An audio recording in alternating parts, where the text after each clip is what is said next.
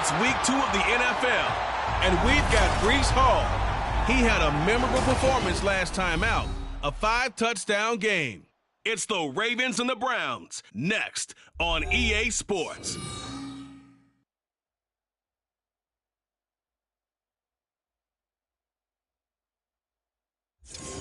On a gorgeous late summer afternoon, it is time for football here at Cleveland Browns Stadium in downtown Cleveland, Ohio. Today, after a topsy-turvy opening weekend, it's on to week 2, and we've got a good one here, as it'll be the Baltimore Ravens taking on the Cleveland Browns.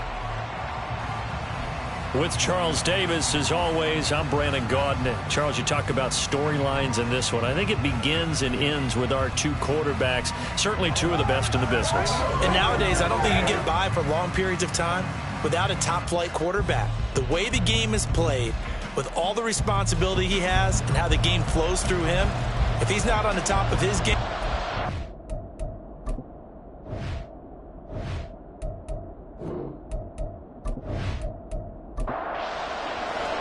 two teams here, each off to 1-0 starts as this one is underway on EA Sports.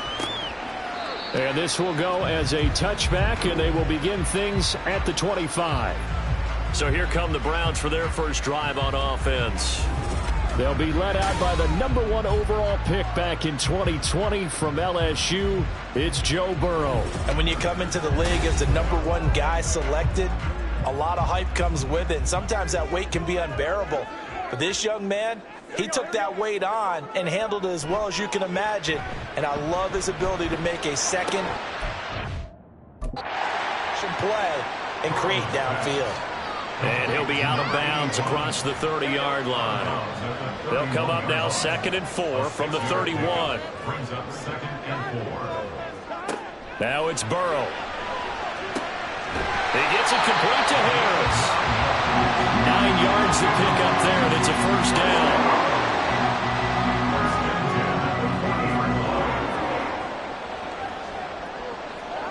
Here's Burrow setting up to throw it. And man over the middle, and it's complete.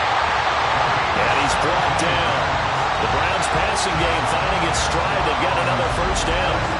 When you're playing a quarterback with some experience and some moxie, you enter the danger zone when you decide to blitz him, because if he's able to diagnose as he did on that play, he can hurt you downfield. He reads defenses so well, doesn't he? He really does, and the best part about that play for him, I don't think that was his primary target. I don't think so either. I think he had the read, figured out where the blitz was coming from, and went to a secondary target for a really nice game.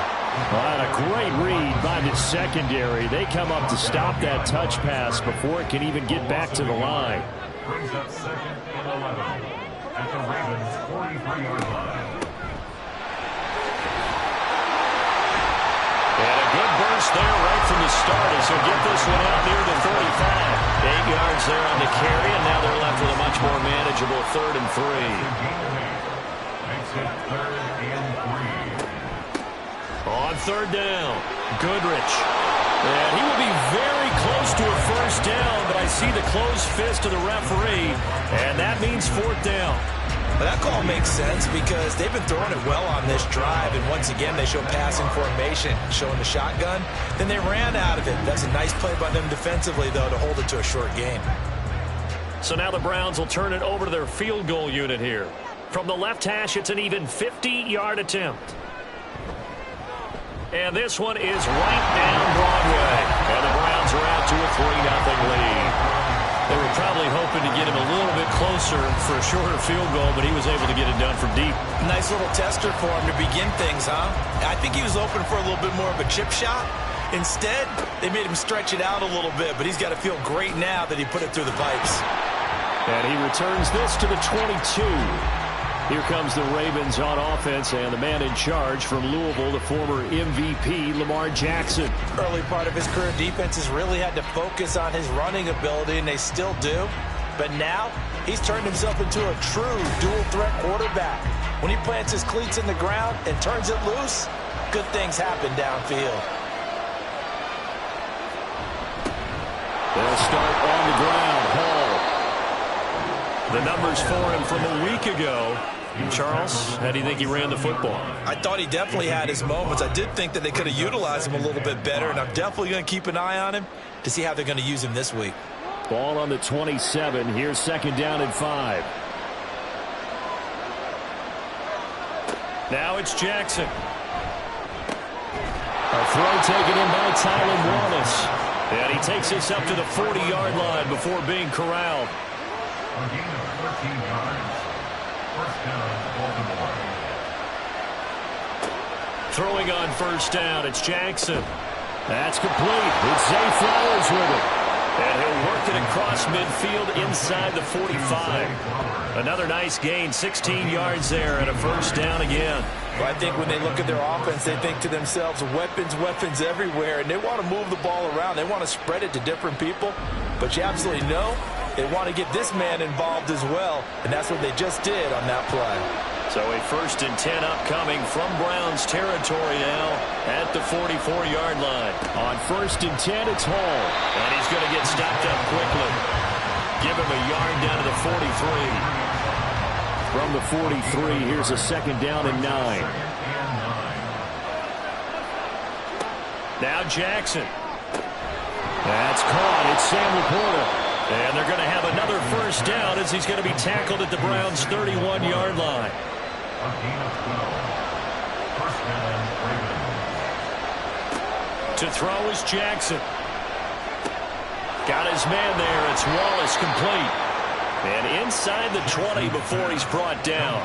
It's a pickup of 12. 2nd play in a row with a 12-yard gain. From the red zone now, here's Jackson on 1st down. It's incomplete. Took a shot, couldn't connect. And here you're down in the red zone. You need to be smart, not force anything. So that's a wise decision to just get rid of the football. Got his man complete over the middle. It's Flowers. And the Ravens are going to have a 1st and goal as he'll be taken down at the 7-yard line. First and goal, Baltimore. Jackson now. That's to the pylon and incomplete. Chances are good. He's going to be a very busy guy. 2 catches already in his opening drive, and they were looking his way for a 3rd. I think they put this defense on notice that could be a really, really frequent combination. On 2nd down, here's Jackson. And he is into the end zone for a Baltimore touchdown. Lamar Jackson, his 4th touchdown on the year. And the Ravens have answered that early field goal to take a 1st quarter lead. Well, that was all Lamar Jackson all the time on that drive, both through the air and in the end with the touchdown run. Yeah, how about him doing things a little bit on the reverse side there, Brandon, because he softened him up throwing the football and opened up the running lanes. And when he gets a little bit of a sliver, he's gone. And that's exactly what he did there.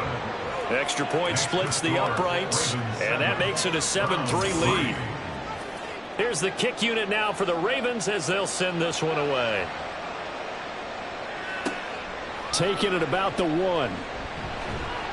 And his guys will get the football right at the 20-yard line. 2nd drive coming up here for Cleveland as they return to the field on offense. Now, early on, you know, Charles, every game could be called a measuring stick game. But I think when it comes within your division like this, it's a measuring stick game with a little extra intrigue.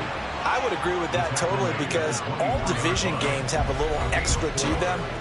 But I like where this game is situated because at this stage of the season, it has that little extra juice.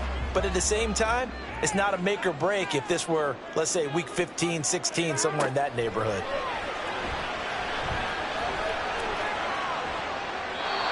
A 2nd down pass play there, but it's incomplete. Look at this Baltimore defense. Now, they were terrific a week ago in the win over Seattle. And it was the pass rush that really keyed their victory. Got to the quarterback 6 times for sacks and plenty of other turbulence in the pocket for him as well. And he is going to have the Browns 1st down as they're able to get the 3rd down conversion. We've seen quite a bit of the short passing game here early on 1st quarter, haven't we? We have, and I think it works a couple of ways for this team because, number one, you throw the short game until they stop it. And if they're not going to stop it, you keep throwing it. And occasionally you'll break a tackle and turn it into a bigger gain. Also, if they start to creep up, start to pressure receivers, now you go over the top, take it deep, and now you get some of those big shots downfield. And Burrow going to be hit and taken down. They got him. A well-designed corner blitz that gets him for a loss of 8 yards. So that complicates things a bit here. 18 yards to go now on second down.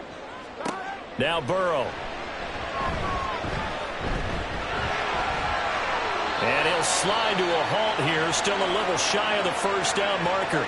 And a stoppage here, a timeout before this third down play takes place. So as they talk it over, we step aside. It's brought in by Harris. And he'll get this to the 40, but that's still going to be a few yards short of the first down. So the completion good for 6 yards. And that's going to bring up a fourth down. The Browns send out their punter now as he's on to punt for the first time this afternoon. And no one there to stop it. Hits at the 8, but it carries all the way into the end zone for a touchback. Baltimore set to take over here for their second possession of the game. This drive here beginning probably with a pair of motivated groups. Remember, the offense scored a touchdown on their last time out. Looking to repeat that. Charles's defense, they were very frustrated after giving up 6 the last time on the field. And frankly, it's just a battle of wills in a lot of ways because you know they're both motivated. They both game plan for this drive, and they both have specific outcomes in mind. To me, it just comes down to who can execute better and which side can step up and assert its will over the other. That's to the tight end, Laporta. Call it a gain of 6 on the play, and it makes it third down and 2 yards to go.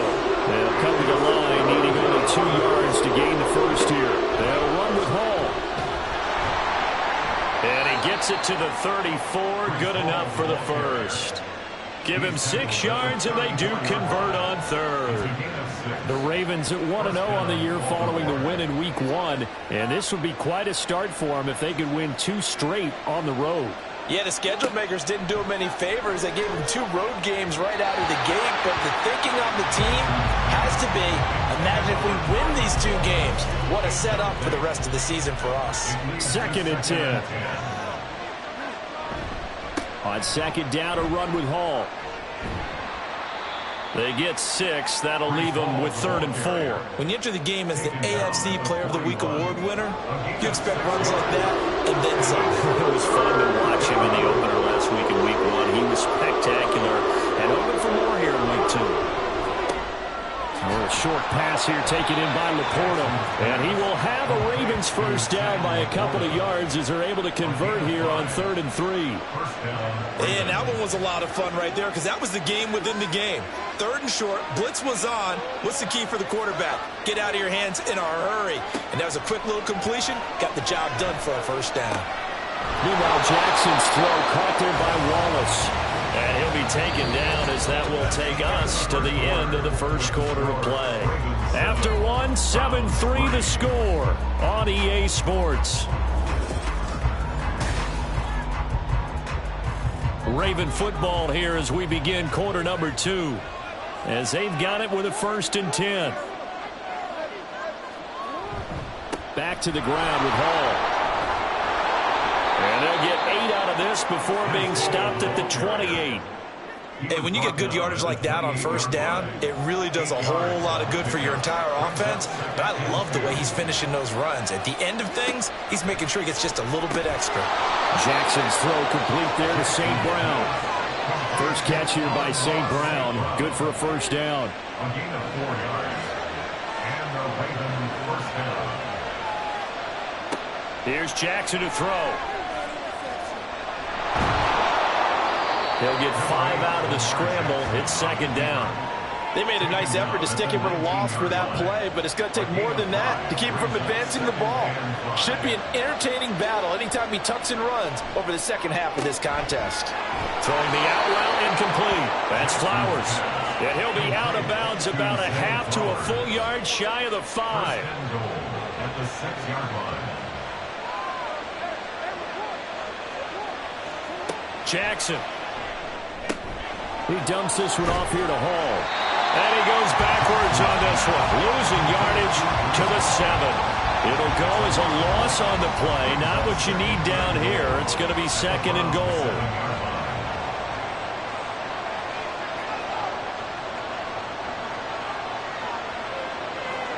Throwing is Jackson. This will be caught at about the 6. And he's brought down right at the 5-yard line. Give him 2 on the play. This has been a long drive. You got to figure a field goal would be a letdown. Can they convert now on 3rd and goal? Now here's a look for the end zone, but that one's going to wind up incomplete. Back in the end zone, could he get his feet down? No, it's in. John Harbaugh never shy about bringing out the red challenge flag, and he'll do so here. They're taking a peek at whether or not those feet were in bounds, and obviously a big call here in the end zone. And not just the feet.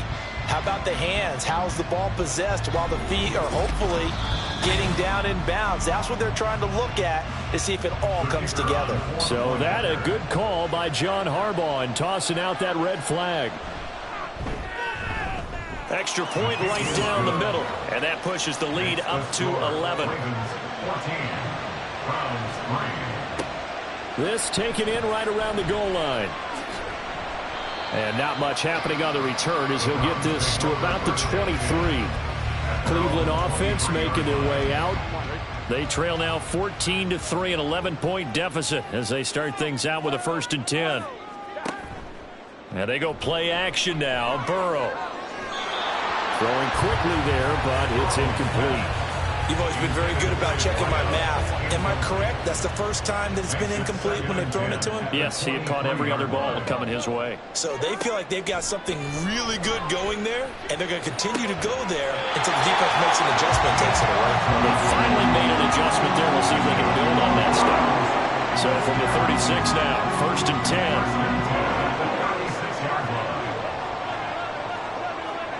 10. Burrow will throw.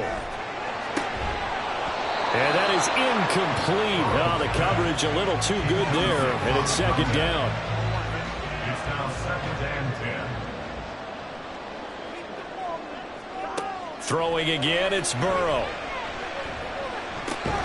And he's got his big wide receiver complete.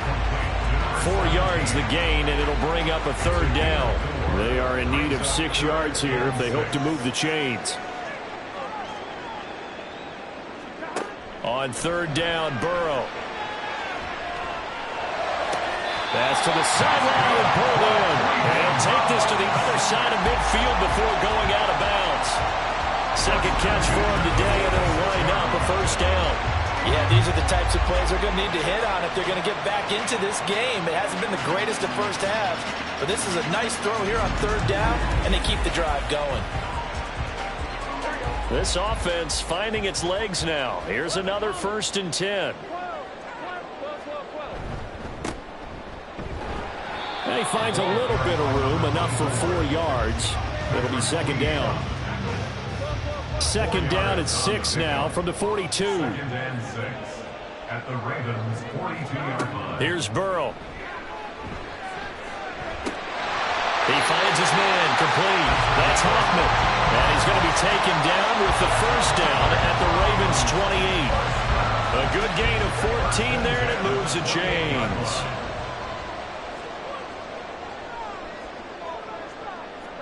On 1st and 10, Joe Burrow. And that is incomplete.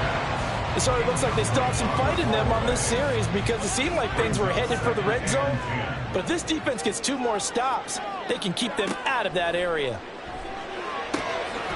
Wide open receiver complete. And they've got it inside the 10 at the 8. Hang on now. We're going to pause here. We've got an injured player. The medical staff will attend to him, and we will step aside. 1st and goal, and they got to be thinking a chance to get right back into this football game. Now it's Burrow. This will be caught at about the 5. That'll bring up 2nd and goal after the gain of 5. Simple drag route here, lined up out left and tried to work his way back across the field. You probably saw me twitch there, partner, because I think he wanted the ball a little bit sooner.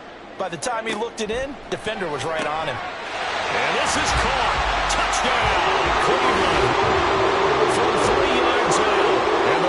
Ravens have cut it back within a score. Good start to the season for him. He had the touchdown last week in the opener and a second one in week 2 now. How about the pace he's already established, right? Not sure he can keep it up for an entire season, but don't burst the bubble because he thinks that he can. Do guys go into a season with a goal for touchdown scored or yardage? What do you think? I think every single one of the guys who's going to touch the football, they all have those types of goals. They all have those types of thoughts. And then they just have to see how the season unfolds if they can stay with it. Unfolding so far so good for him. Point after, right down the middle. And that makes it a 14-10 ball game. The lead cut to just 4 as they kick it away and turn things over to their D. Taken at the goal line. And he brings us out past the 20 to the 24. And now here come the Ravens. So for this offense, Charles, remember drive 1 made it to the end zone. Drive 2 resulted in a touchdown as well. Now they'll try to make it 3 for 3. Yeah, and you know, they told us all week that this was the plan. And he's free going down the left side. It's a foot race. And they finally do get him, but not before he reaches the 27. 76 yards rushing for him as he has been tough to stop here this first half. I guess that's what happens when you give the current NFL rushing leader that much room. And when you do, all you're doing is solidifying his standing at the top of the leaderboard. He's going to continue to get more and more yards. Good luck trying to chase him down. Jackson on first down. That's into the hands of Flowers over the middle. Touchdown! Zay Flowers. His first touchdown of the new season. And the Ravens are able to strike quickly to add on to their lead.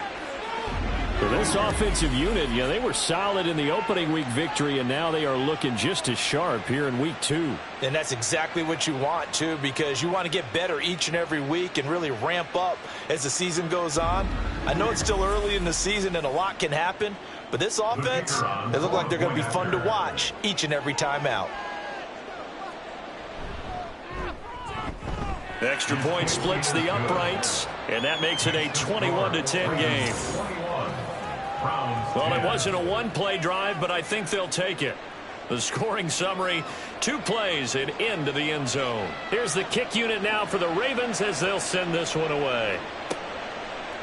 From a couple yards deep, he'll bring it out of the end zone. And he'll be stopped right around where he would have been had he gone down to a knee, maybe a yard shy of there at the 24. Heading out as the Cleveland offense now as they get set to take over here. They'll look to make some inroads here, trailing 21-10 as they come up on a 1st and 10. Here's Burrow setting up to throw it. Being chased out left. Now a pause, and there's an injured Raven in need of some assistance. Well, now they're going to come out and take a look at this injury, and we'll be back in a moment. Here's a 2nd and 2 now from the 33. Up the middle they go. Goodrich. And he'll only get a yard to bring up 3rd and 1.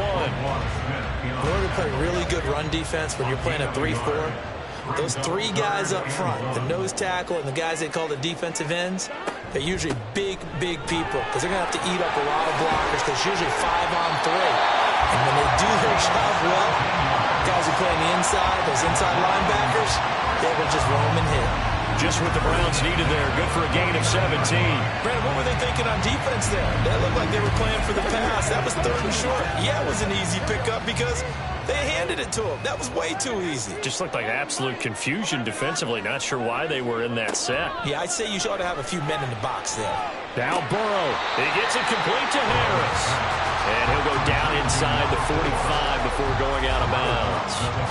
Line of scrimmage, the 43 on 2nd and 4. Now it's Burrow. All right, rifles one, and that's going to be intercepted. Picked up by Brandon Stevens. And the Ravens are going to take possession as they've got it at the 42-yard line. Certainly not his best throw that time, and not a good time to make it, Charles, when they were in nickel with 5 defensive backs on the field. And that's exactly why you have those 5 DBs out there. You want extra speed on the field, guys who have ball skills and understand what the passing game can do.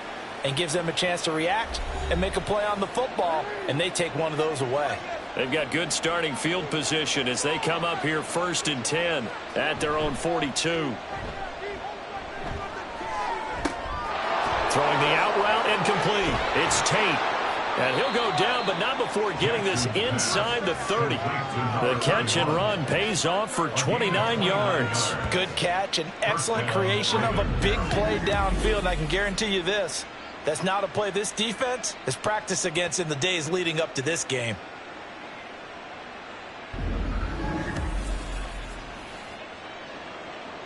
So a 1st and 10 upcoming from Browns territory now as they've got it to the 28-yard line. A throw there, but that's going to wind up incomplete. I see the surprise in your face there, partner. That is a rare incompletion from him. He's been on point this entire game. He has percentage completion-wise way up, not that time. On 2nd down, Jackson. A little short pass here taken in by Laporta. And he's out of bounds. Almost gets to the 10. 17 yards on the catch and run. It's a 1st down. And this was a nice example of an offensive coordinator scheming his guy open. Just a little underneath route, just trying to free up some space. And it worked awfully well. Got him not just space, but plenty of room to run after the catch to pick up really nice yardage. So the completion results there in 9 yards. And it'll bring up a 2nd and short. 2 minutes remaining in this first half of football. 2nd and 1 from the 2. Hall ought to give up the middle. And he'll take it into the end zone for a Ravens touchdown. Breece Hall with his 6th rushing touchdown on the year. And the Ravens are able to widen their advantage. So his great start to the season continues. He found the end zone time after time in the opener last week, and he does it again here in week 2. And Brandon, we have a lot of coaches sell us week to week that there is no momentum, there is no carryover. Every game is its own entity. But after what we saw him do last week and now punching one in here, I'm starting to think that there is a carryover, and he's feeling it.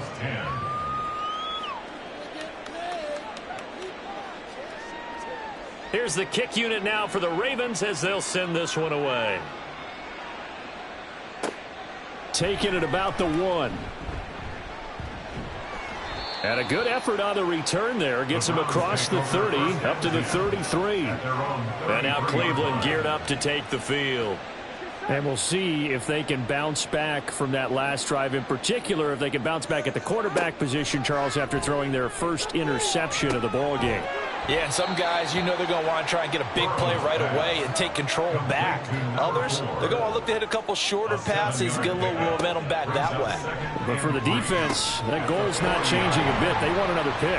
You're exactly right about that. In fact, you've got to watch them a little bit because in coverage, they may cut down their gaps a little bit, maybe their splits a little bit in order to try and get to the ball even faster. Oh, he's got a man wide open, complete. And he'll get this one down near the 20-yard line, just shy of the 20. A really nice gain of 25 yards. 1st and 10 here. You know, if they could just get 3 out of this, there's something about narrowing it to a 2-score game at half that makes it feel like much less of an obstacle.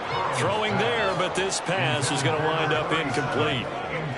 Here's 2nd and 10. Makes it 2nd and 10 at the 21-yard line.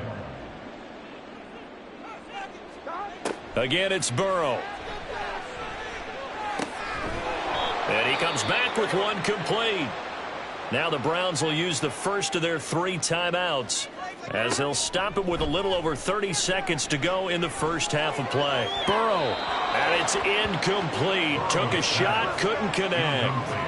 And a smart play there. He's probably saying, I wish I would have done that on the last drive instead of throwing the interception.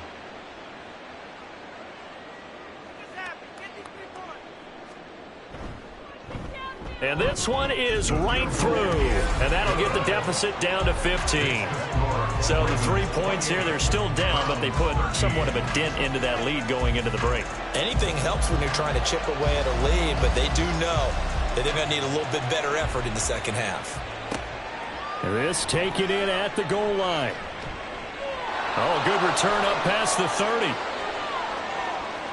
still going. One man to beat. And he will score. Touchdown, Ravens. I know a lot of special teams coaches, they just want to keep it away from him because that's what he can do. And others have egos that their players can't keep up with. And they say challenge him, kick it to him. The way he runs as fast as he is, I wouldn't challenge him at all. I'd do everything possible to keep it away. He is just a blur when he gets a full head of steam, and he got a full head of steam there. Browns 13.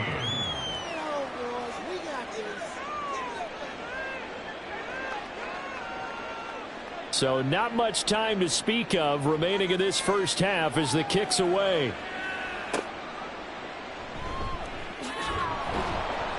And he will make it to the 20-yard line and no further. The Cleveland offense ready to go. And with 10 seconds left, not really enough time to put something together. They will get 4 yards here on the first down run, and that'll make it 2nd and 6. So we have reached halftime here with the visiting Ravens out in front. As we'll send you down to Orlando, and we check in with Jonathan Coachman for our EA Sports Halftime Report. Coach. Okay, Brandon, we'll get you back to you and Charles in a bit, but first it's time for a trip around the NFL following an eventful opening weekend. Let's see what's happening in Week 2. We'll begin up at U.S. Bank Stadium in Minneapolis, and it's the Steelers who are out in front. The Steelers already 1-0, trying to make it 2 straight as they lead on the road.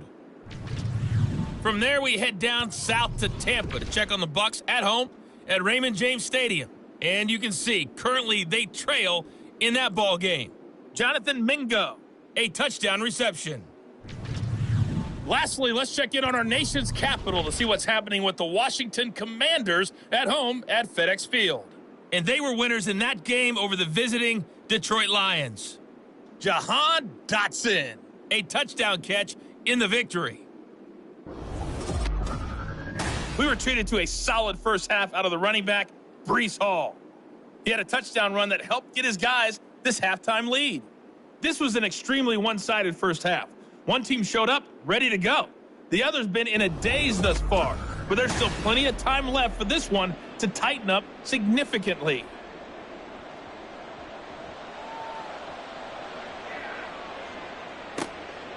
And we will not see an attempt to match that return touchdown, as this will be a touchback and bring it out to the 25. So here are the Ravens to take over on offense. They're in the driver's seat right now, and they were winners last week over the Seattle Seahawks, so trying to keep that momentum moving in the positive direction.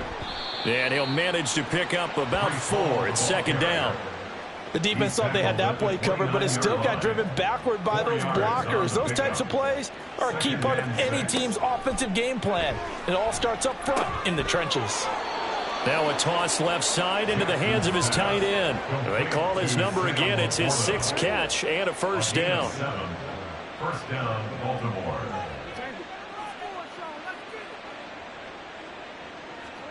Now Jackson. A little short pass here taken in by Laporta. And he'll have it past midfield almost to the 40 before being taken down. Now a pause, and there's an injured Raven in need of some assistance. While they come out and take a look at him, we will step aside for just a moment. So 1st and 10, and if they score on this drive, might have to start digging in our second half blowout material. Jackson now. A little short pass here taken in by Laporta. And brought down, but not before they're inside the 25. Another big hitter there. This one good for 18. Whatever the discussions were at halftime to try to slow down this offense, it has not worked to this point. Yeah, I have a vision right now of everything that was discussed at the half just being torn in shreds or being erased off of the Microsoft Surface tablets because none of it is working. They are really locked in on offense. Jackson will throw again. And he slides and covers up at the end as he's going to be able to pick up decent yardage. The improv on the scramble there gets him 6, and it'll be 2nd down. The 17-yard line. Straight ahead is Hall. Able to fight for about 4 yards there to the 13. They're in a pretty good spot right now with a convincing lead. I think this is where they put on the boxing gloves, start to try and pound them into submission. And the offensive line, they've controlled this game. I don't see why that trend would change now. And he is into the end zone for a Baltimore touchdown. Breece Hall with his second touchdown of the game, number 7 on the year. And the Ravens take the opening kickoff of the third quarter and drive right down the field to extend their lead. Well, they were looking to pick up the first down on 3rd and short. They got a little more than they bargained for, finding the end zone as well. And oftentimes in short yardage situations, you get a lot of defenders stacked near the line of scrimmage, partner. So if you can get past that first wave, there's usually room to roam, and he found it.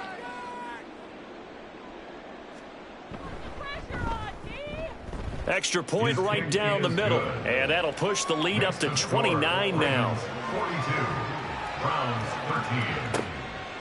And he'll elect not to return this one, so they'll bring it out to the 25 on the touchback. Here's the Browns now. They get set for their first possession of the third quarter. CD, they certainly know the hole that they face as they begin the second half. They have to do what precious few teams have done in NFL history, and that's try to come back from a 4-possession deficit. And, partner, you know, as that team gathers, they're saying to each other, you never say never, right? Because if you're on an NFL roster, that's how you have to think. You can always come back and win a ball game. And let's face it, we saw a certain Super Bowl, a 25-point lead late that wasn't enough to put someone away. But that being said, this task is near impossible. Let's face it. And bottom line is, it officially becomes impossible if this possession is an empty one. They will throw on first down with Burrow. This is brought in by Brown. That'll go for a gain of 7, and that'll bring up second down. It's a gain of 7. Brings up 2nd and 3 at the 48-yard line. Now a handoff up the middle. Goodrich, and he'll be taken down at the 44-yard line. 4 yards the pickup, first down. First down. 1st and 10 at the 44-yard line. They'll keep it on the ground. Goodrich. Oh, that one well designed as he'll take this down to the 30-yard line. 54 yards rushing now on 8 carries for him so far. Now Burrow on first down. Quick hitter here, it's complete. And out of bounds right around the 20. 10 more there and another first down. First down. 1st and 10 at the 20-yard line. They're passing here, Joe Burrow. To the goal line, but it's incomplete. Certainly looked like someone was very confident in his ability to fit that one in. I would say he was overconfident because there wasn't a whole lot of separation there. Had that one covered pretty well downfield and knocked it away. Here's a pass swung out left to his running back. And they go the wrong way here. Knocked back to the 20. It'll go as a loss of a yard, so now they deal with 3rd and 11. I don't know how well our microphones are picking it up for those of you at home, but Charles, you and I can hear it. A lot of groans right now coming from this crowd. I don't know if we're picking up what's happening in the stadium or from the people who are supporting this team at home, because it's coming through loud and clear to you and me. This offense, they've been stuck in neutral much of the game, and on that last play, they actually went in reverse. I think this crowd would have liked neutral, don't you? Yeah, neutral would have strongly been preferred. They'll take anything positive at this point. And his kick here is good. And they knock that deficit down from 29 to 26. I'm kind of surprised by that they kicked the field goal. I guess you get some points, but this deficit third quarter, I don't know. Yeah, I don't either. Yeah, I'm with you on that one. When you're down that much, kicking a field goal, does it feel a little bit maybe waving the white flag and just want to get out of here? Yeah, I think you got to go ahead and try and get some bigger points on the board. Baltimore's offense set for this next possession. Well, this offense, this team, they are rolling right now, Charles. They've scored on 3 straight possessions. You look at the scoreboard, and they pretty much right now got this thing on cruise control. Yeah, and this is that time of game where you and I, have to be prepared, right? Isn't this kind of like that empty the bucket time where you have to go into your blowout material and make sure we have some different things? That's what we're staring at right now, the way this one is going. An ideal beginning of the drive there as they'll get 20 and a first down.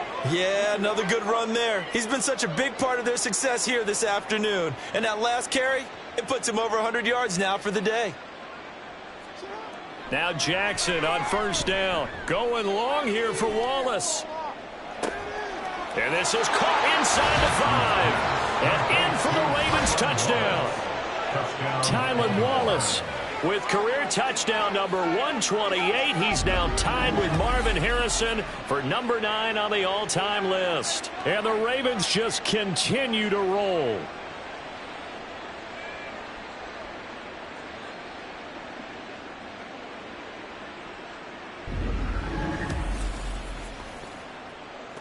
Extra point attempt here still to come.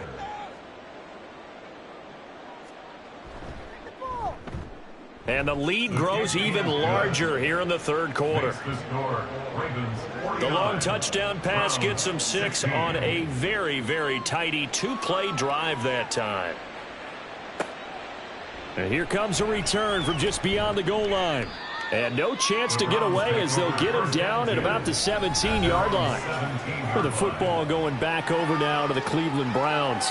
Well, we're still in the third quarter, so there's some time to kind of clean this up and make it look more respectable. Now, a win, that's probably gone out the window, Charles, but I don't know. Do you look at this as a time to just improve and maybe start to look towards the future? I think you have to find something to play for, something to grasp onto until the clock runs out. But, Brandon, we've been around this game a long time. This is an outlier. You don't get many blowouts like this no matter how the game looks on paper going in. This one has turned out to be everyone's worst nightmare realized. Now a 2nd and 10. At the 36-yard line. Burrow looking to pass. He's going to hit his man out of the backfield, complete. And a 5-yard gain gets him to the 42. 3rd and 4. Brings up 3rd and 4.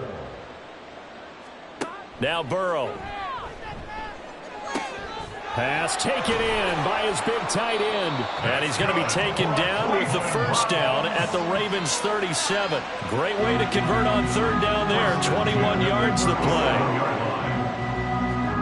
And Burrow going to throw again. And he's got his target, Harris. And they're going to be set up down around the 15-yard line. Work to do here to avoid falling to 1-1, but this is 1st and 10 right now. Burrow will throw. He'll be hit and taken down at the 21. Jermaine Johnson just would not be denied. That's a loss of 7. Now following the sack, they'll look to make amends on a 2nd down and 17. Now back to throw. And he drops it incomplete. And their struggles continue here. Even without a ton of pressure in his face, it just shows how difficult it is to pick apart his own defense. Those guys are sitting back, and they're not playing receivers as much as they're playing the eyes of the quarterback and when he delivers the ball. And now the 3rd down throw incomplete as well. And that's the knowledge you gain from being in this league for a long time. He's learned the hard way when to give up and fight another down. And that's a smart move to throw it away.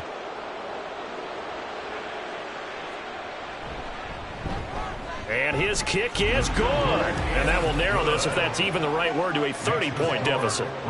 Another 3 on the board. He's been the lone bright spot. That's now 4 field goals. If this offense had finished a few drives, we'd be looking at a different complexion to this ball game, because right now, the trade is really wrong for them, isn't it? They're trading field goals while the other team's scoring touchdowns. That's not going to work. And a decent return out to the 27-yard line.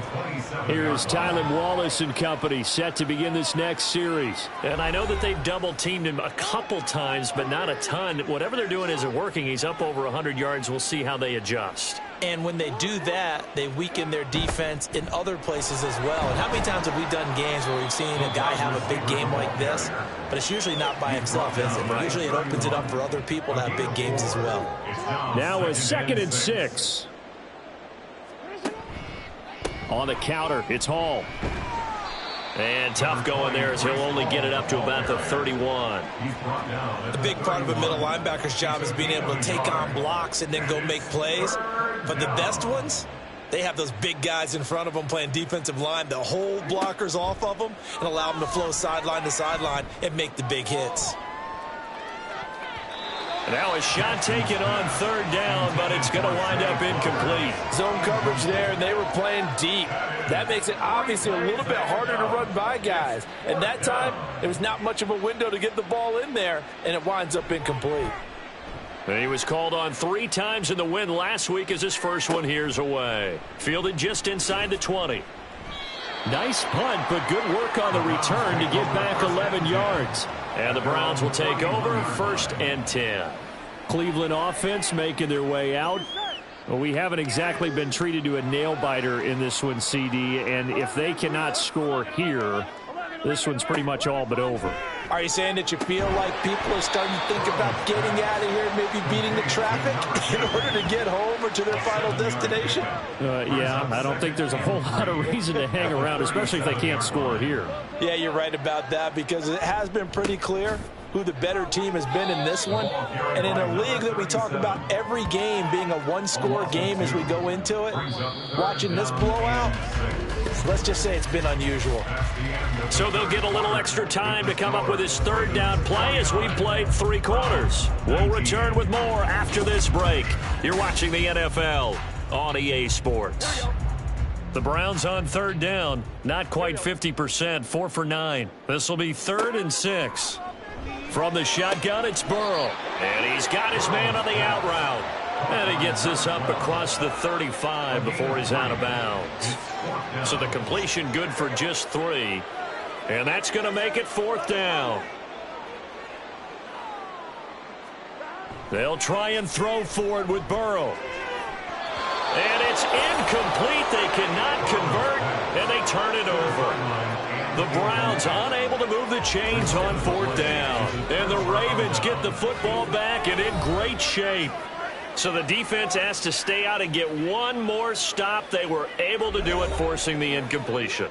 So on their record, that goes down as a successful play. Doesn't matter how they got there, how it happened. They got it done. They're the ones that are jubilant. A little bit of space there for the 1st down run, as that's going to get him about 5 yards. 2nd and 5. Brings up 2nd and 5. Hall again. And he's able to motor his way down to the 16-yard line. At carries like that, that's how they're going to continue to salt this thing away here, Charles, in the 4th quarter. Yeah, how about that? A new set of downs. Clock continues to move.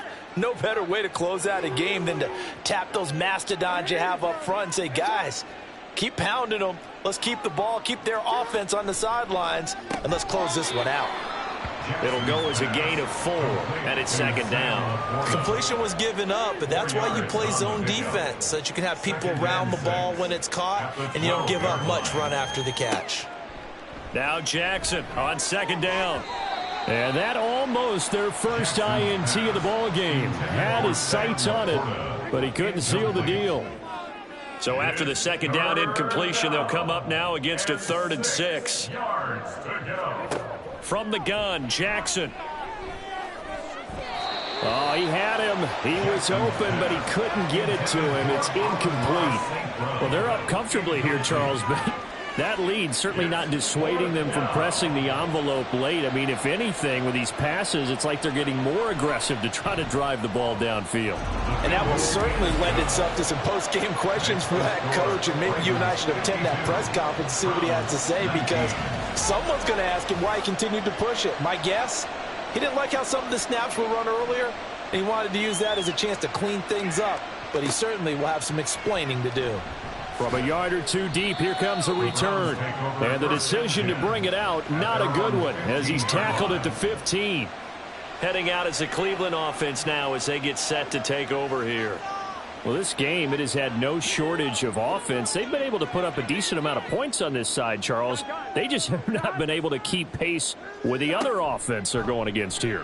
Yeah, that's a good way of pointing things out, because now it's not a total loss, because as you said, they've scored some points, so there's some plays they can build on, moments where the game plan actually worked. But overall, though, they were just out-personnel. They were going up against a team that's playing at an elite level. Throwing now, Burrow on first down. And a quick throw here, that's complete. Complete to number 17. It's a gain of From the 35, here's second down and 2. at the 35-yard line. Here's Burrow setting up to throw it. Firing quickly here, and that's complete. And we see another pitch and catch there to the running back. This position just continues to evolve. They become just as critical to the passing attack as a lot of receivers, tight ends, because their ability to make people miss in the open field can really generate big plays for an offense. Now throwing on third down there, but he cannot connect. Well, the trials and tribulations of being a quarterback in this league, it's tough. It's got to be wearing on him out there. Well, he has been sacked a number of times. He had an interception, so I'm going to give him a skosh of credit for hanging in there and trying to make something happen, despite the amount of pressure he's been under this entire game. And some nifty running here as he'll take this across midfield and down to the 47. So this drive going to continue following the conversion on fourth. Here's first and 10.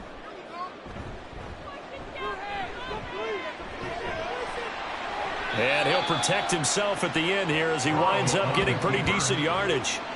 The improv on the scramble there gets him 6, and it'll be second down. At the Ravens' 41-yard line. Here's Burrow. It's brought in by Harris. And he's going to be taken down with the first down at the Ravens' 31-yard line. Give him 11 yards that time and a new set of downs. On first and 10, Joe Burrow. 13 yards to pick up there. Good for a Cleveland first. Fast, slow, it doesn't matter. If you give a quarterback enough room to escape, he can hit you for a big gain. You've got to give him a little more focus moving forward. From the red zone now, here's Burrow first down. Oh, he dropped it. And that's pretty indicative of the way this one's gone. So after the incompletion on first, now second and 10. Up the middle they go. Minor. And he's heating up at the line of scrimmage. Might have gotten a yard down to the 16. They'll come up now third and 9. Brings up third down and 9. Now it's Burrow. Touchdown, Browns. A 16-yard touchdown. And the Browns get a small measure of revenge as they cut into this fourth quarter deficit. I think if you polled defensive backs, they would say the corner route, take that out, make it illegal, because that is so hard to recognize and so hard to adjust, because your first move is to not get beat in the middle of the field, and that's how they move you first before they break off to the corner. But then as the wide receiver, great job. It's tough to turn those upfield and go, but he did a great job with it there. Really good balance, really good body control. And how about the end result? A touchdown. Here is Tylan Wallace and company set to begin this next series. When you're in a zone like he is, what's the conversation like on the sideline between he and his quarterback? Is that a one-way conversation of, hey, just keep getting me the football? It actually is probably a two-way conversation, because he wants to keep getting him the football because he's seen the payoff. You know, getting the ball to that guy means yardage, and as we've seen, touchdowns in this game. So I think both of them get more and more excited about the possibilities as things continue on. Yeah, so far it's been over 100 yards and the 2 scores. It's a loss of a yard, so it's back to third and 10. On this day, the ground has been his, but at least on that individual play, we just saw the defense finally with a win. Yeah, they finally got one, and that's a win for them, but all game long, he's seen the holes, and they've been huge for him. Kind of like a baseball hitter in the zone. The ball seems bigger, and he's just whacking it. These guys, they've got it going today. And they're going to get him down well short of the first as he can only get this to the 30. It's a 6-yard gain, and it leaves him looking at a fourth down. So where'd all that running room that he had in the first half go? Because it looks like it's drying up a little bit here. Someone made some adjustments, it appears, at least on this drive. The Ravens send their punter out now as he'll punt it away for the second time. And a fair catch signaled for and taken just outside the 20-yard line. So possession goes over here on the punt. And they will take over 1st and 10.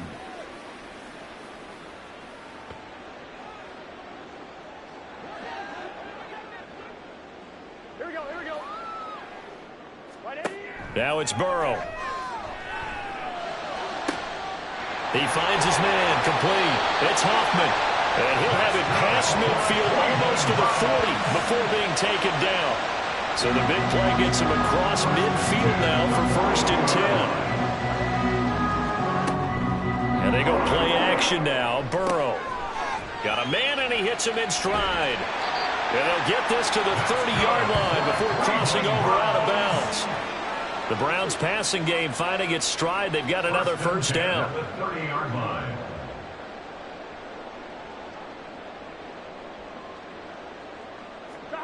Out of the gun, it's Burrow. This is caught. And all the way in. Touchdown, Cleveland. A great effort there with his 2nd touchdown of the afternoon.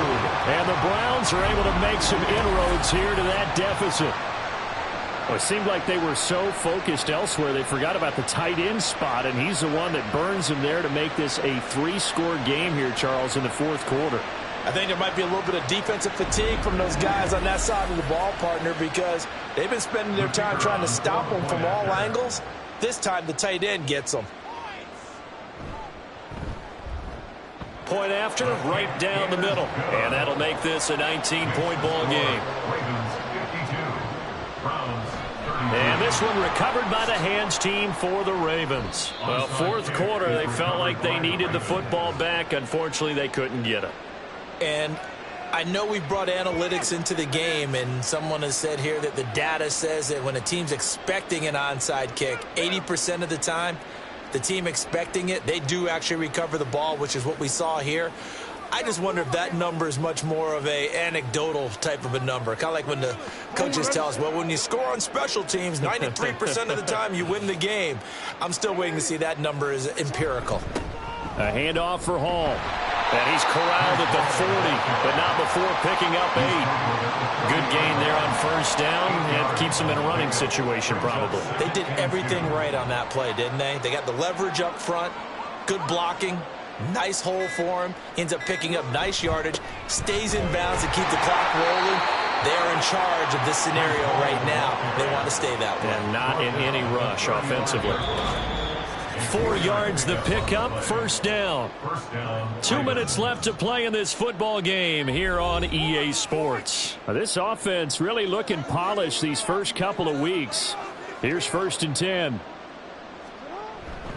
They'll go again with Hall. And he'll be taken down at the 34. Just a yard on the 1st down carry, so it's 2nd and 9. 1-yard gain brings up 2nd and 9.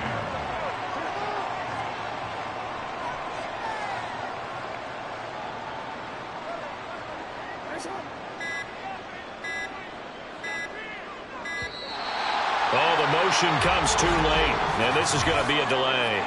Delay of game, offense. That flag accepted, and it backs the offense up a little bit. Still 2nd down.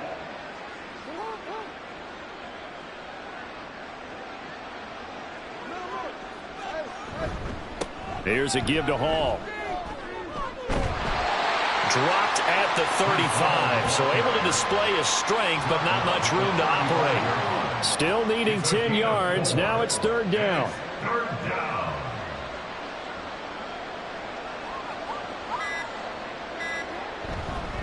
They'll run. It's Hall.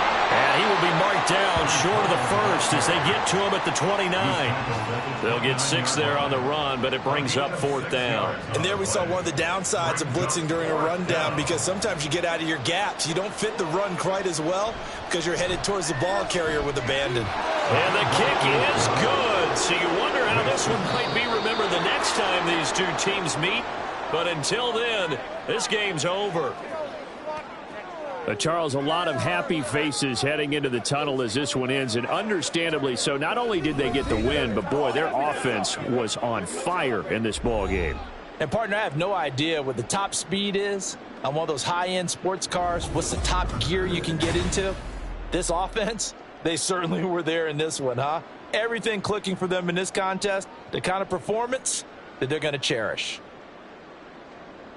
So for Baltimore, it's a dream start. 2 wins in 2 early road games. And they will head back home next week. Meanwhile, for the Browns, they'll fall to 1-1. And they'll get a chance to redeem themselves at home next week. I'm Brandon Gaudin. Certainly have to thank Charles Davis, my broadcast partner, and our entire crew. We'll catch you next time right here. It's the NFL on EA Sports.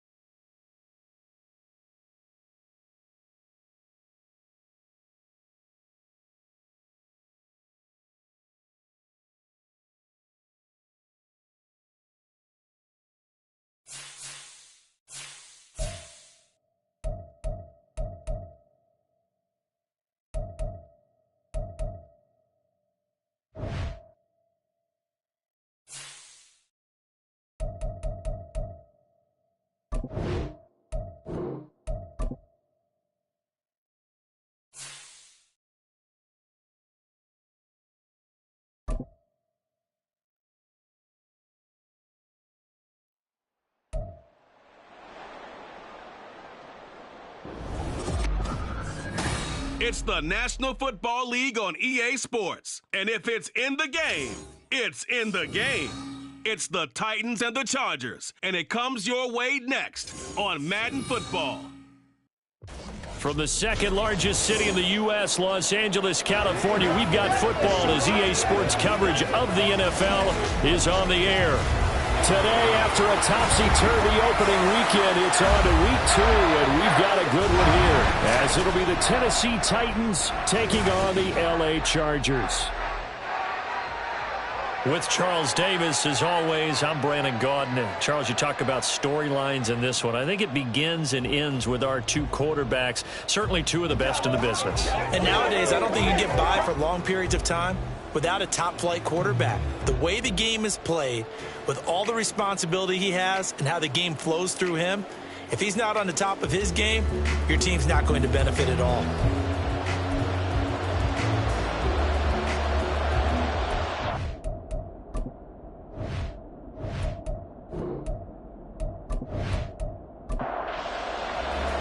The first game's out of the way. Time to buckle down for the long season ahead, and we're off in week 2.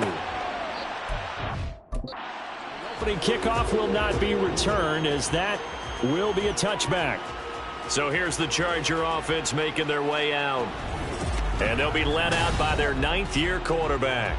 And he comes off a tough opening matchup. Threw way too many interceptions in that game. Definitely not the way you want to kick off a new season. So he said to himself, I've got to throw that game out. I'm going to get a fresh start right here in week 2.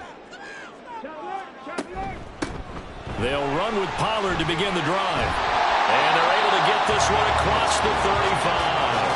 That's a gain of 13 and a very solid opening play for this offense. Well, there you go. This offense off to a strong start this afternoon. Yeah, with a big run and a first down. That's putting what you practice into play. That's excellent execution to get things started. These are his numbers from last week's contest. 9 catches, 70 yards, and a touchdown. That was a nice job there pulling that one in. Now, this is an offense that will certainly spread the ball around a bit, and this is a guy that defenses had better focus on. On second down, it's Pollard. And he'll be brought down just shy of midfield at the 49-yard line. They got 5 through the air last play, now 5 on the ground. 1st and 10. Here's Pollard again. And just 1 yard here from the 49 to the 50. The Chargers had 0-1 on the year following the loss in the opener. And listen, they knew last week they were in for a tough fight on the road. But now here's the home opener and a chance to get things right. And I like the way that you presented that, because the bottom line is they didn't come out of that loss discouraged. They just came home and said, hey, if we do what we're supposed to do, protect our home turf, we'll be just fine. Could be 4-down territory even if they don't get this, but they need just a few inches here on 3rd. Here comes the blitz as they look to throw. And he's going to have another first down as the tackle's made at the Titans' 30. Give him 12 yards on that one. It earns him a fresh set of downs. Solid opening drive so far, Charles. They've moved this football into field goal range, but you know that they want to cap this off with 6 and not 3. Absolutely. As one of the better coaches in the league always tells me, on offense, I want to throw body blows all game long and finish it with uppercuts. Well, here are the body blows right now. He's hoping one uppercut will take care of the end of this drive. And they do get him down, but not before he's able to slip it inside the 5-yard line. A lot of precision being shown on this opening drive. They've been methodical, they've been crisp, and as a reward, they're going to be set up with an early 1st and goal. Pollard is not going to get a whole lot, maybe a yard down to the 3. It's a gain of a yard, and it'll set up 2nd and goal.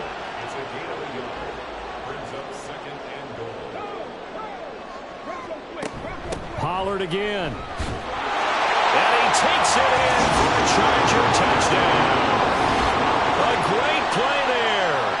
His first touchdown here of the new campaign. And the Chargers get the upper hand as they're on the board first here this afternoon.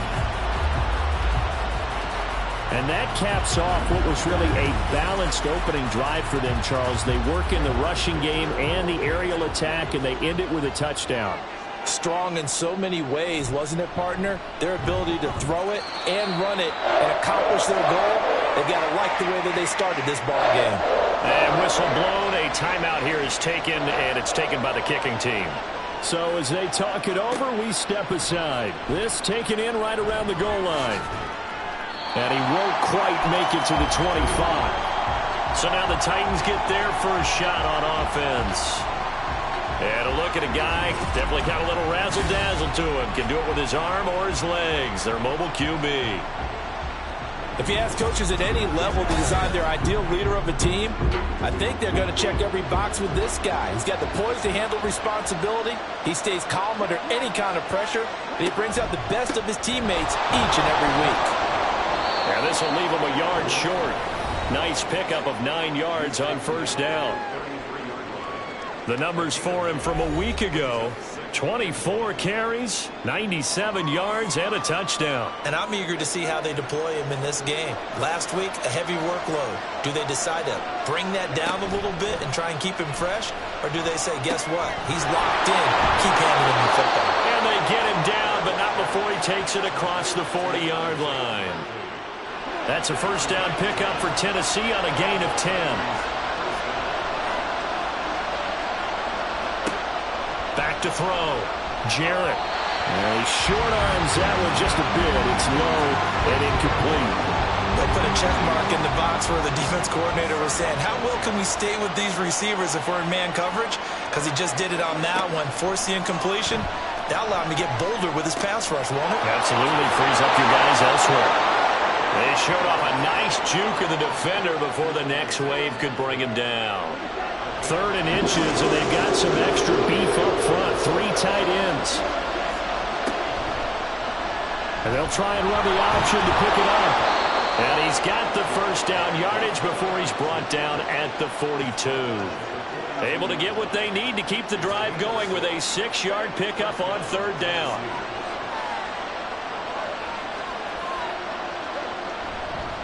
They'll run on first down.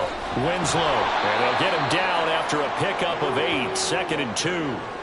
The success there, Charles, coming on the outside of the field, the ground game. Curious to see if that continues as we progress. Yeah, we often talk about a variety in play calling and usually between run and pass.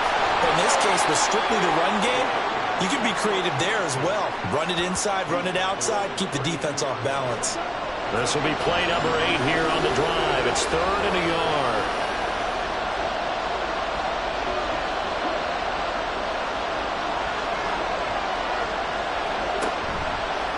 Play action. Jarrett. And it's knocked away and incomplete.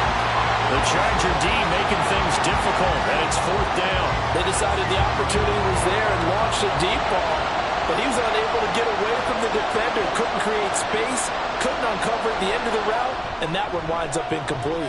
And his kick is right there. It's good, and they are on the board, but still trailing. It's 7-3.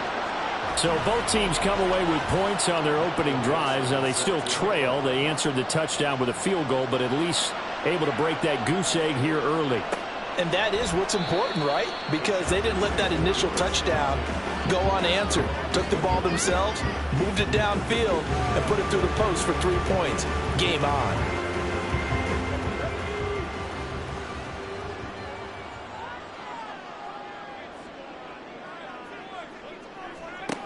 They'll come out throwing here to start the drive. And he will find his man on the outside. And he takes us beyond the 35 before going out of bounds. The time is called. Looks like a member of the Titans in some discomfort out there. More from L.A. in a moment. So here's a 1st and 10 at the 38. They'll let the QB keep it here off the option. And some nifty running here as he'll take this across midfield and down to the 47. Really good effort. He does it himself, picks up 15, also picks up the first down.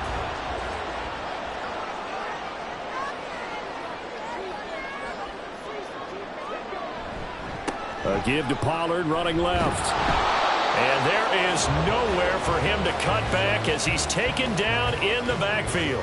Play 3 of the drive not as successful. They go backwards after those 2 first down gains. Looking at a 2nd and 11 now after the loss. Now left side, a completion to his tight end. The result, only 4 yards there on the play. And now 3rd down and 6 to go.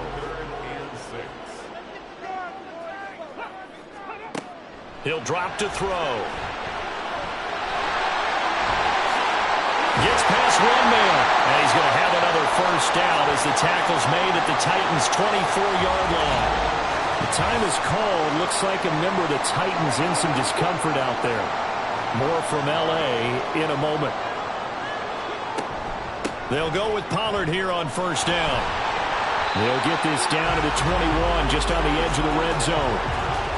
This defense for the Titans, terrific last week in the season-opening victory. I have to admit, I was extremely impressed by what I saw on tape because they stayed in the face of the quarterback the entire game, ended up getting 4 sacks total, and made it difficult for him to step up and find receivers downfield. Also made it hard for him to escape the pocket and run. This will be play number 8 here on the drive. It's 3rd and a yard. Trying to run forward, Pollard. And stopped a few yards shy of the goal line at the 3. They're able to convert on 3rd down, and that sets up a 1st and goal. We all love to have a home run hitter in the backfield. Guy can take it the distance. But in short yardage, trying to pick up 1st downs, that big guy, always a nice luxury to have, isn't he? Now he is going to be stopped cold behind the line of scrimmage.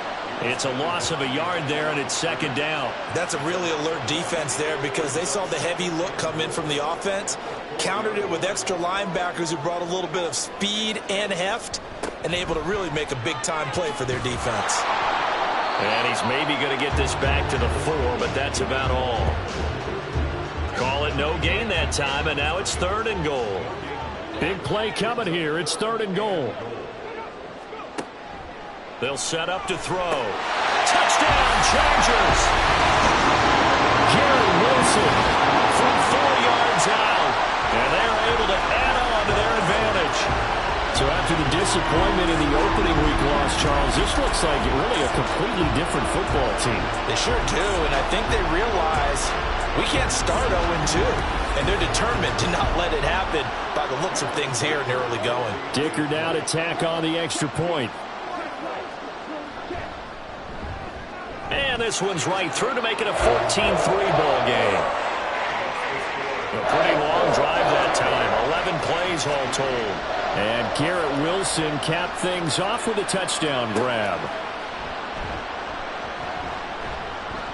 And he'll take it a yard or so past the 20, call it the 21. The Titans coming back onto the field for their 2nd drive. And after the field goal last time, let's see what they can get here. And at least they got points out of the last drive, Charles. I've never met an offensive coach that didn't want to drive to end with a kick. Most of them want to end with a PAT, right? In this case, a field goal, they'll take it. Way better than the alternative, which is a punt. Yeah, but you met fan bases that wanted that, that weren't happy with that field goal. I haven't met a fan base yet that wants to drive to end with a kick, other than the extra point. That's it. After one, a 14-3 ball game. Second quarter now, Titans in possession of the football as they've got a 2nd and 8 forthcoming. Looking to throw. Jarrett. That's complete to Traylon Burks. And he'll be corralled right around the 34.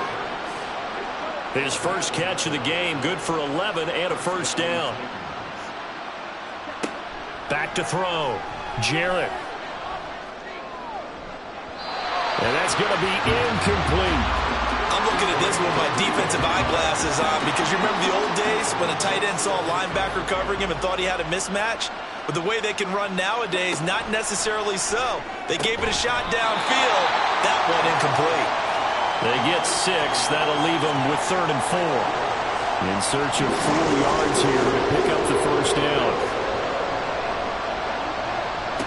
Again, he'll drop to throw. Able to find the open man. That's complete. And he will have a Titans 1st down as he'll be marked down a yard or 2 past the marker following a gain of 6.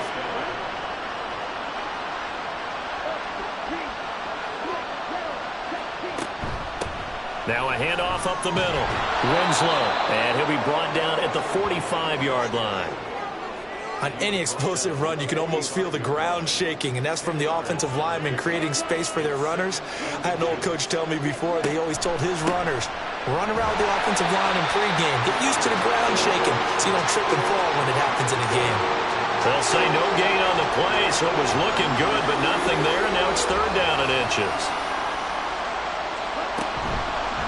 And they'll run the option on 3rd and short yardage. And he's able to get the first before he's taken down at the 36. The time is called. Looks like a member of the Titans in some discomfort out there. More from L.A. in a moment. So from the 36 now, 1st and 10. And here comes throw number 1 for the backup QB. And the Chargers rush is going to get there. Down he goes. That was Will Anderson getting home and finishing the play. There's a lot of discussion in the offseason about him having a big year and getting to the quarterback. They held him without a sack in week 1, but how about here? Finally gets his first one of the season. In the offseason, said he changed his diet, leaner, feels so good this year. Excited to see what type of a season he can have. So now 20 yards to go on 2nd down after the sack. Work to be done. Operating from the gun. Biggs. This one complete to Jalen Waddle. Still going. Touchdown, Titans. Jalen Waddle. 47 yards. And the Titans are back within a score. And a nice job by him to catch the slant and then navigate and break free. And receivers love slant routes because it gets the ball in their hands so quickly and oftentimes on the move. And when they're on the move like that, then they get to use their best asset, which is usually their speed. And their speed sometimes, like this instance, can take them into the end zone. Extra point splits the uprights, and that makes it a 14-10 ball game. This fielded right at the goal line. And he'll get it up across the 20 to the 21-yard line. Their quarterback leading this offense back out. On the previous drive, he connected with Garrett Wilson for the touchdown. Here they go again, 1st and 10.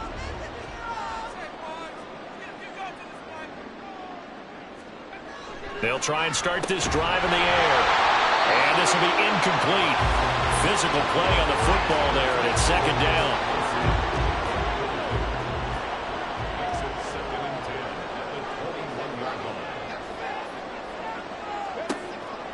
They'll drop to throw. Swinging this out for Pollard. They get 7 out of that, so they're left with a 3rd and 3. Coming up here looking for 3 yards to pick up the first. On 3rd and short, they'll try and pick it up through the air. Here's a screen now for Pollard. And he is going to have the Chargers first down, I do believe. Yes, he's got it by about a yard there on 3rd and 3. And that's a gutsy call there on 3rd and short because that's a play that's got a good chance of being blown up in the backfield for a big loss of yardage. But nice job out wide to gather in that screen pass, use his blockers well, and pick up the first down. So the completion results there in 9 yards. And that'll give him a short yardage situation here for 2nd down. They'll run left with Pollard. And he's going to get this down to the 35-yard line. 60 yards rushing for him now as he's run it 11 times. We both know it's difficult, but they've made it look effortless out there. Through the air, on the ground, they've moved the ball with relative ease. So operating from Tennessee territory now. Here's 1st and 10 at the 35-yard line. Going to run again here with Pollard. And nowhere to run on the interior of that defensive line. He'll get back only to the line of scrimmage. So after the run for no gain, here's 2nd and 10.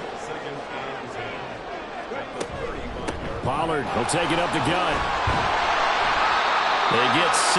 That'll leave him with 3rd and 4. And that looked like some pretty easy yardage there right up the gut. And he's a guy that has some height to him. So when you don't have to drop a shoulder or create or get through contact or trash, makes it a lot easier to stay upright, see the field, and make a run as we just saw there.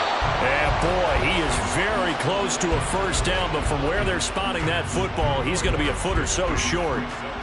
I thought they might take a shot down the field, but instead they ran a little drag route there. I think they were hoping he could catch it and run away from the defender. But a really good job keeping the play in front of them, and they force a 4th down.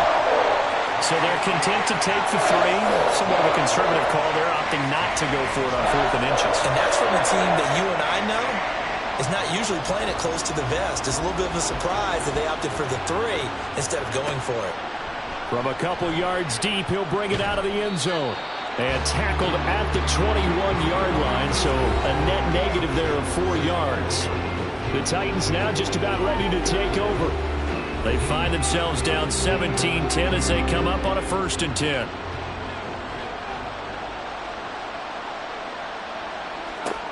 Throwing to start the drive. Biggs. This one into the hands of Burton. So he'll be stopped here for no gain, and that'll make it 2nd down. As a defense, you're more balanced when you're in zone coverage because you're able to keep your eyes on the quarterback and see the play develop in front of you. You're able to keep the quick pass in front of them and stop it right at the line of scrimmage. And not much doing there, maybe a yard up to the 23. The Titans on 3rd down. They've been good, 3 for 4 thus far. This is 3rd and 9. Operating from the gun, Biggs. He's going to get that to his running back out of the backfield. And he'll be taken down, but not before they work it across midfield. A big one there on 3rd down. They hit for 30 yards. This play is a thing of beauty when it works as designed because they let the running back slip out of the backfield and head down the sideline on a wheel route.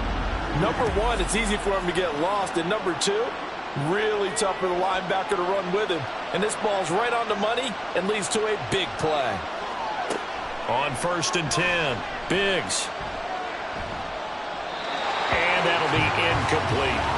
And I can see the officials kind of looking at each other down there, silently wondering, does this meet the level of grounding? Fortunately, he did have a receiver in the area, but I have seen less obvious throwaways called as penalties. The throw over the middle taken in, and he's brought to the ground with another 1st down at the Chargers' 35.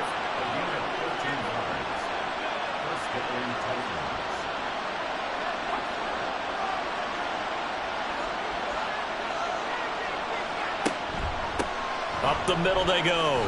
Winslow. And he's going to get 7 out of this before being taken down at the 27. That's a strong pickup right there on 1st down. And as this drive goes on, we're seeing an offensive line and running game imposing its will. Off the play fake. Biggs. Over the middle, complete. It's Watkins. 2nd catch for him today, and it'll wind up a 1st down. And we've hit the 2-minute mark in this first half of action. That was a route run not just with dexterity, but with intelligence. Found the hole in the zone, made sure the quarterback saw him, and was able to make the sure catch and flip the down marker back to 1. Now a throw here, hold in. So the completion good for 7 there, and that's going to bring up 2nd down.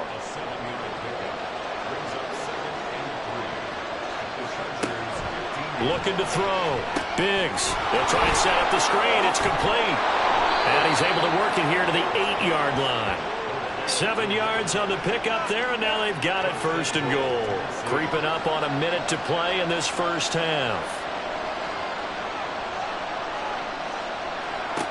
They'll stick with the passing game as he looks to throw. To the end zone, but it's incomplete. I'm really liking what I'm seeing from this defense because their coverage has been playing at a shutdown level so far. Even backed up late, they're forcing incompletions and fighting to keep them at the end zone as the first half winds down. Now a 2nd down throw for the end zone, but it's incomplete. That was well played, but that was also an example of a corner who understands his coverage, realized he had support behind him, and could be a little more aggressive in the shorter zone, and did exactly that, knocking that pass. So they hit pay dirt, but don't count it yet. There's laundry on the field. We'll see what the penalty flag is about. Illegal touching. Offense. So reverse the celebration. We'll see if they have something else in their bag of tricks. And isn't that always tough to watch when they score and you see the excitement, and then when they realize those points aren't going to count? Can they get it back together and find their way back to the end zone? And his kick is indeed good. And that will cut this lead back down to 4 now. It's 17-13. So they're able to end that drive with 3 points in this one-possession ball game. And ideally, you want to end every drive with points. Most quarterbacks would tell you, let's end it with a kick, right? A PAT, that's number one. Field goal you'll take. Punts, you really don't want to do that. In this case, they'll take the field goal and get prepared for the rest of the game. The Charger drive about to get going. And we'll see how this is played. Offensively, they've got the lead. Not a whole lot of time left. What do you think, Charles? Well, it's tempting to try and add to your lead, but a mistake there, that can change things in a big way. I say go ahead, take the knee, get on out for the half. Well, he tries to force it in, and it's intercepted. And the return here is stopped at the 35-yard line. Certainly feels like the classic second guess, but let's be honest about it. They had a chance going to halftime with the lead. Why did they take a chance with a throw there? I don't understand that. Well, that's what I'm wondering. And now this defense has to try to protect that lead going into the locker room. And here comes Tennessee as they get set to take the field. And they will begin in field goal range already as they search for a potential score.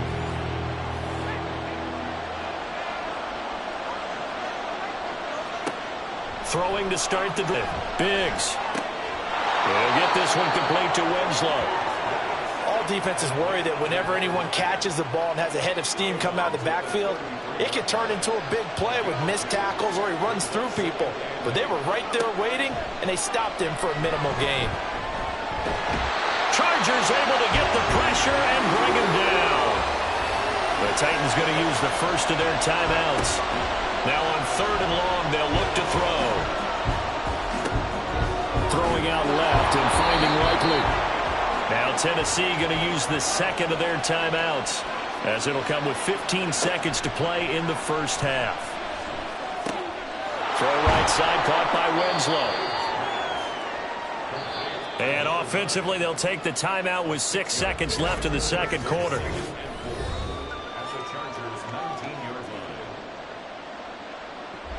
So on 2nd down, the field goal unit is on here as they try to get 3 before half. It'll be from the right hash, and it'll be a 36-yarder. And his kick is good. And that'll bring him back within a point. So, Charles, they get to them with their first turnover of the game and then make it hurt a little bit extra with a field goal. And anytime you give the ball up, what's the first thing a coach tells his defense? Don't let them score off of this. You've got to put out the fire. In fact, in 2021, that's what one NFL coach termed his defense. The firemen. Go out there, guys, and don't let them put some points on the board. So a very tight first half. We had to break in a 1-point game. As we send you cross-country to Orlando, Jonathan Coachman is there and has our EA Sports Halftime Report. Okay, Brandon, we'll get back to you and Charles in a bit, but first it's time for a trip around the NFL following an eventful opening weekend. Let's see what's happening in Week 2.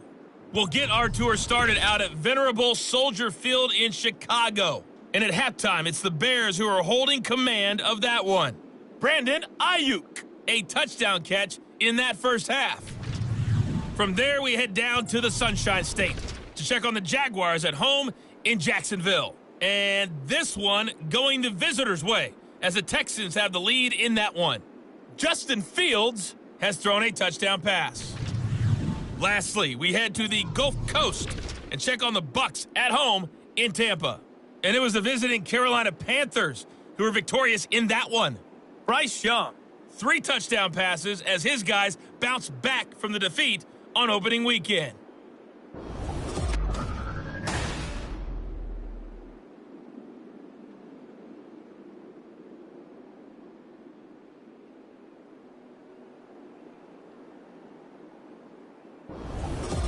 All right, Coach, thanks. Yeah, both teams likely to make some changes in what's been a closely fought battle to this point.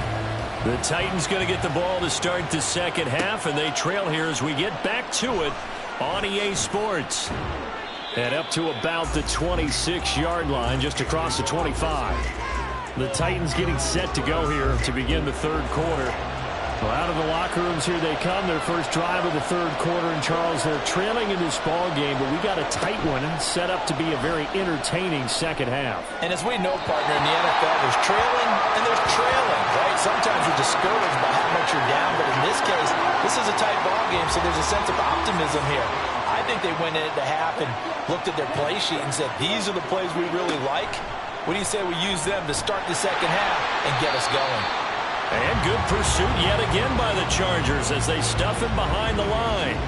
2 yards the loss, and now 3rd and 12. We'll see what they have drawn up here. A little bit behind the line. 12 yards needed to gain a first down. To throw on 3rd down, Jarrett. Work in the middle of the field, and he's got a man complete. And he'll be taken down, but not before they work it across midfield. A big gain of 28 as the drive continues. And that's well executed there on 3rd down, and I love the confidence that they had to let their tight end try and find some space in the middle of the field, right in their quarterback's line of vision. And QBs love to make that easy throw, and they hooked up there for a first down. Throwing on 1st down. Jarrett on the slant. Burks. And he is tackled inside the 40, not quite to the 35. Line of scrimmage, the 37 on 1st and 10.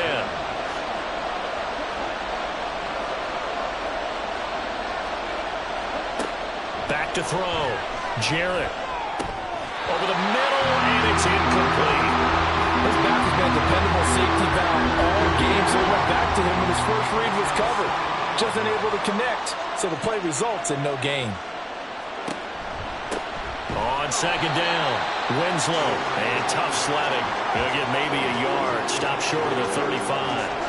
Now play number 7 of this drive, but it's a tough 3rd and 9. Operating from the gun, Jarrett. He had a man open, but he missed him, and it's incomplete. The coverage keyed in on him since that last completion his way. He earned a little more attention on that route, and that made it a lot tougher to get a clean throw his way. And that is no good. And that'll keep this a 1-point game. Well, listen, now, no kick from 50-plus is a gimme, but here you're indoors in a dome. You'd think ideal conditions. Yeah, and it's one that he would expect himself to make, not just us expecting him to make it. Over the years, my theory is very simple. The athletic ability of kickers continues to get better and better. Check their background. They were all county, all state, at other positions, not just soccer players. These guys expect themselves to be great as well. And now the drive starts with a completion out to the right. And that's good for a gain of 6, and it's 2nd down. Brings up 2nd and 4 at their 49-yard line. He'll look to throw. And he's got his man in stride, complete. And he's able to get this one down to the 40-yard line.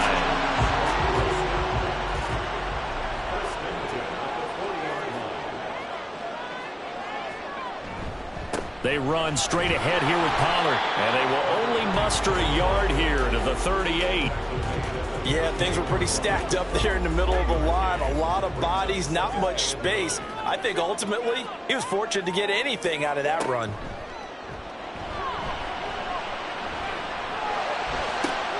He finds Wilson, and he will reach the 5-yard line before going out of bounds.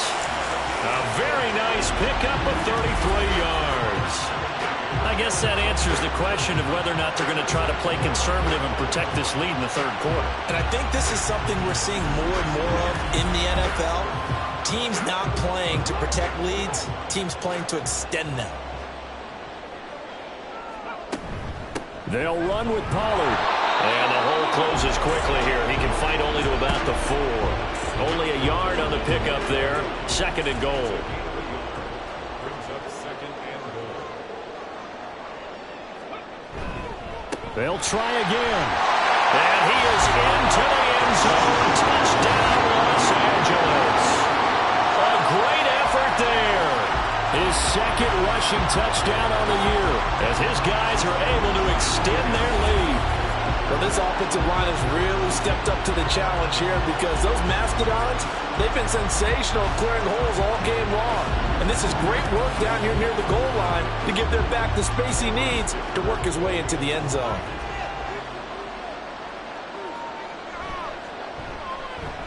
Extra point up and good by Dicker. And the lead is up to 8. A drive that time of 6 plays. And it results in a 4-yard touchdown run. Out is the kickoff unit as they run up and send this one away.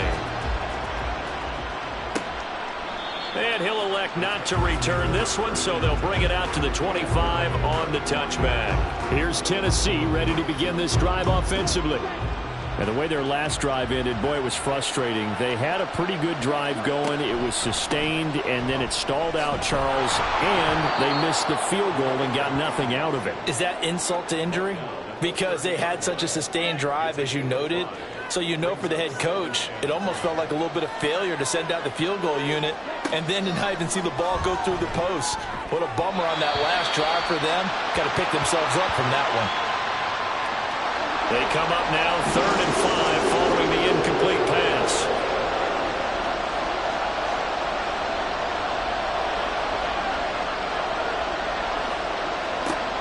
Looking to throw. Jarrett.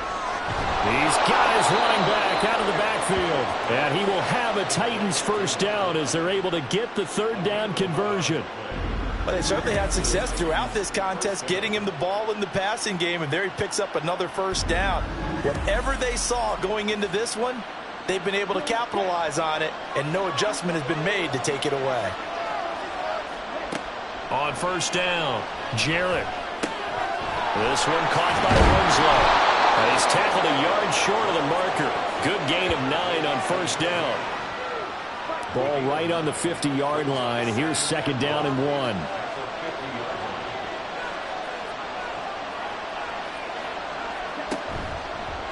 They'll try the left side. Winslow. And he stopped immediately there. No gain on the play, and now they're faced with a 3rd and 1. Here now, 3rd and a yard.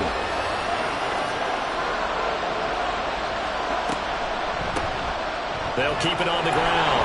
Winslow. And a strong run there as he'll take this all the way down to the 35. 56 yards rushing for him now on what was his 10th carry of the ballgame. Work to do here to avoid falling to 1-1, but this is 1st and 10 right now. And he's going to use his legs here. Trucks over him. Wiggles free. And brought down, but not before they're inside the 25. 11 more on that one and another first down. It looked like almost some miscommunication defensively because once he decided to keep it, he had pretty smooth sailing. Yeah, it became a question of, wait a minute, who's got the quarterback? And when you talk about miscommunication, it's supposed to be called assignment football on the defensive side of the ball. But if the assignment gets mixed up, that's the end result. And it appears we have a Charger shaken up on that last play. More from L.A. in a moment. Now a 2nd and 2.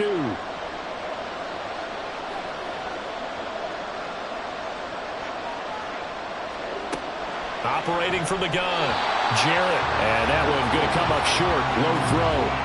They certainly thought he had an open look beyond the first down marker to his receiver, but they just couldn't connect, and that will send them back to the drawing board. On 3rd and 2. Jarrett. And this pass broken up. And the contact well timed there, and now 4th down.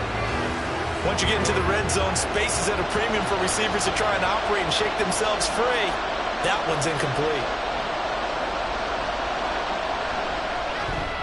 And this one is right through. And that'll get the lead down to 5. So the response to that touchdown on the other side to begin the 3rd quarter. Look, just 3 points, but still a response nonetheless. You're exactly right about that because I think you needed to answer back with something, even though it's not 6. Just enough to send the message that says, hey, we're not going away.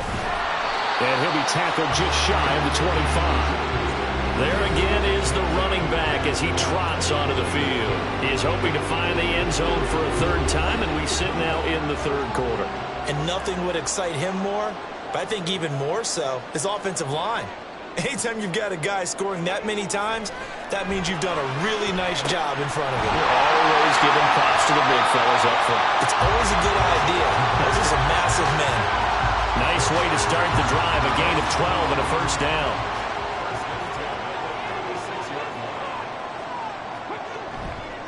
It'll be a handoff to Pollard. That's a strong run. And he'll be taken down, but not before it gets into enemy territory. 17 yards for the Chargers there as they've got themselves a first down.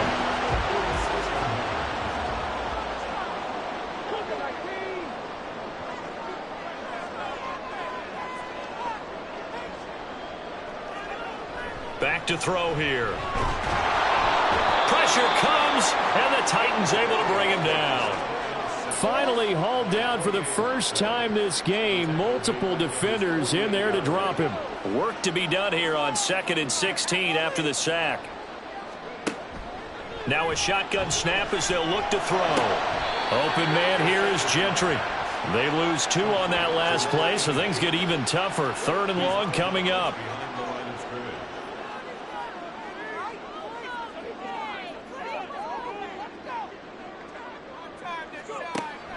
He'll drop to throw. That is caught.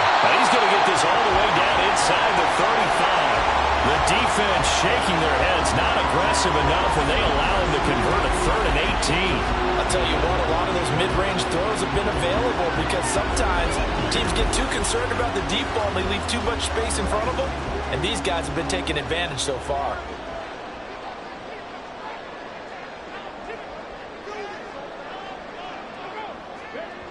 On first down, he'll drop to throw. And he's going to be taken down. Pressure gets there back at the 39-yard line. The sack recorded. It's a loss of 5, and now it's 2nd down. From the shotgun, he'll look to throw. And they'll be inside the 25 now at the 24. I thought they were going to sack him there like they did on first down. Great coverage, but he found a way to move with his legs. Yeah, his ability to take off. Not only did he get some yardage back, he got a little bit extra. Really helps him on 3rd down. Makes him manageable now.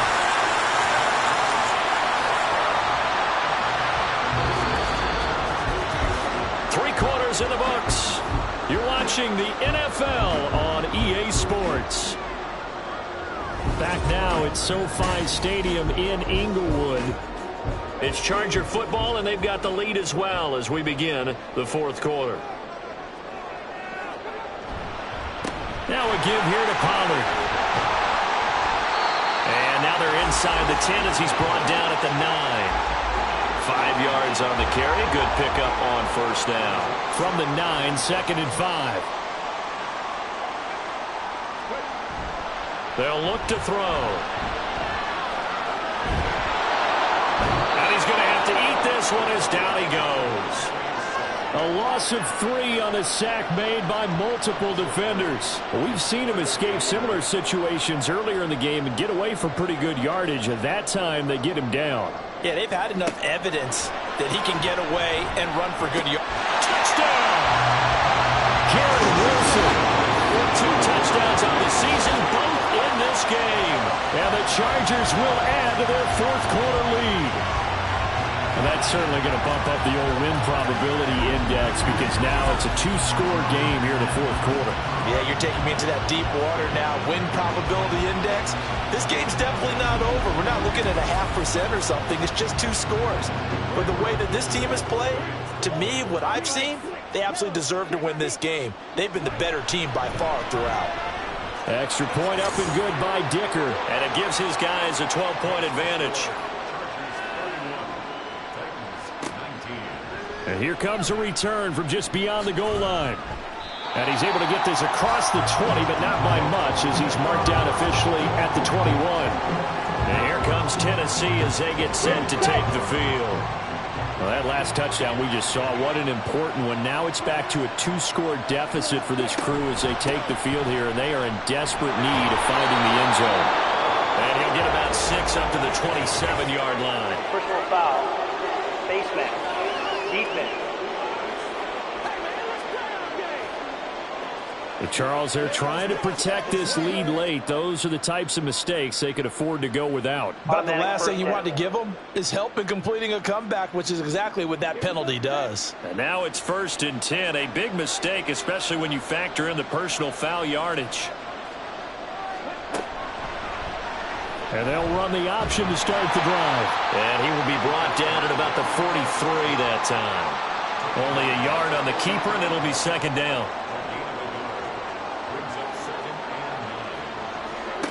Operating from the gun, Jarrett. This will be caught. It's Waddle. And he is tackled inside the 40, not quite to the 35. He's up to 87 yards receiving now, and it's a 1st down. You cannot write these guys off just yet, not with a quarterback like that under center. You mean it actually crossed your mind with him running the team that you could actually maybe write this game off? Not yet. Not a chance. Not with him. We've seen it too many times. He's got a man. It's his fullback. And the result here, a pickup of 8. Leaves him with 2 to go on 2nd down. From the 29, here's 2nd and a couple. Off play action. Jarrett. Now a quick throw there, but it's going to be incomplete. Not sure what happened out there, but it looked like the timing was a little off on that throw. Well, you know I'm a defender, so what am I going to say? Great defense. Darn right. They did something to disrupt that timing. He's got his target. That's complete. And he will have a Titans 1st down as they get 5 there on 3rd and 2. And in a 2-score game, obviously, every play, every 3rd down, like we saw there, magnified, big pickup. It was a huge pickup. What they really want, though, is to not even get to 3rd down. They've got to maximize time and conserve as much as possible. And now a throw on 1st down there, but it's incomplete. After the incomplete pass, here now is 2nd and 10.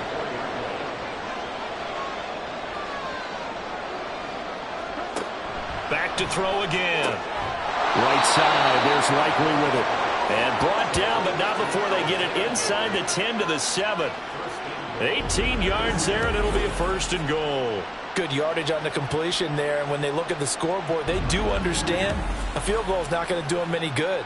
My guess, they're going to press the ball downfield as far as possible, try and throw it into the end zone and get a score because they know they've got to get that done and get the ball back as quickly as possible.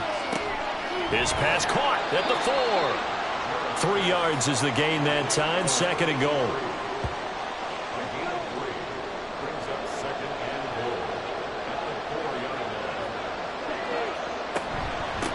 Hands it off out of the gun. And he is met in his tracks behind the line of scrimmage. He'll wind up losing 3. And now it's 3rd down. Sometimes you just sit back and marvel at what he can do defensively. Speed, strength, quickness. He's the whole package. And that package just wrapped up the runner for a loss. From the 7 now, it's 3rd and goal. And they'll get him down here at about the 5-yard line. Give him a couple on the run there, and now they're in that in-between area here on 4th and goal. Well, they certainly had success throwing the ball on this drive, and not as much running it as we just saw once again on that last play. Stopped after a very short gain. But I wouldn't abandon the run totally, because otherwise, pass rushers just tee off on your quarterback. Makes it very, very difficult for him in that situation. Got to try it here. He's back to throw. And it's incomplete. They cannot convert, and they turn it over. The 4th down pass from the 5 falls incomplete, and the Chargers hold tight down near the goal line. So they really needed points here in a 2-score game. Could not come away with anything there on 4th. And while we know they're a little bit discouraged here, they can't check out of this game. You and I have called a good number of games over the course of our career where we've seen these types of situations.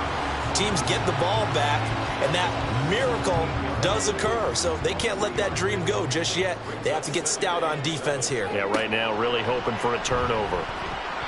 Now, meanwhile, here's a 2nd down throw that's knocked away and incomplete. The Chargers on 3rd down. They've been flat getting it done, 8 for 9 to this point. This is 3rd and 7. Pass taken in by his big tight end. And he's able to get this one all the way past the 30. Excellent play there on third down. Give him 25 yards. He's been the go-to guy, and they needed a big play there on third down. Went his way. It worked out. Doesn't matter whether they've scouted it or that they think he's going to get the ball. He has a knack for finding his way open and completing the connection. Things looking much rosier for him here in week 2. They work with the lead as they've got it 1st and 10. Run for Pollard.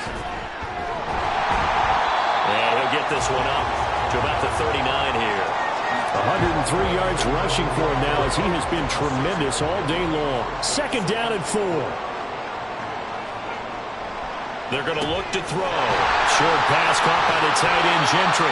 These two have hooked up 9 times now this afternoon as they pick up the first. I don't want to make a story where there's not one, but he threw the 3 interceptions last week. Looked a little uncomfortable. He looks much more comfortable today. Yeah, just 1 pick so far and his team leads. So now they can play complementary football, meaning if he takes care of the ball, his offense ready to go humming along, the defense doesn't have to be out there as long. He's taking care of his guys on the other side of the ball. They're enjoying a 4th quarter advantage. Well, that should be a reminder defensively, and I think it's a reminder to myself because you just can't sell out to stop the run. There's still enough time that this offense can move the football through the air, even on 1st and 2nd downs, and they obviously picked the right spot to throw the ball there.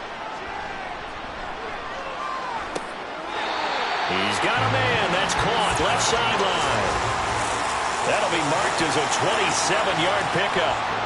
Well, normally you might say start running the football. You've got the lead here in the 4th quarter, but the way that they've passed it with such success, I don't know, maybe keep throwing it. Yeah, I think you brought up something that goes against conventional wisdom, right? In this stage of the game, you would think you would switch to a running attack, but you're exactly right.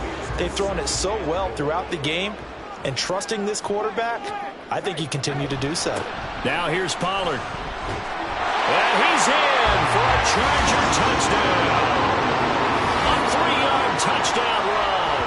And the Chargers go coast to coast and finish the drive off with 6 points. And that right there is the definition of a statement drive. You're in the 4th quarter, trying to get to the finish line, and here they were able to hold the ball for a long time and move it down the field. And how about them finishing it off with the touchdown run? Winning football 101? Check that box. Extra point up and good by Dicker. And that will make this a 19-point game.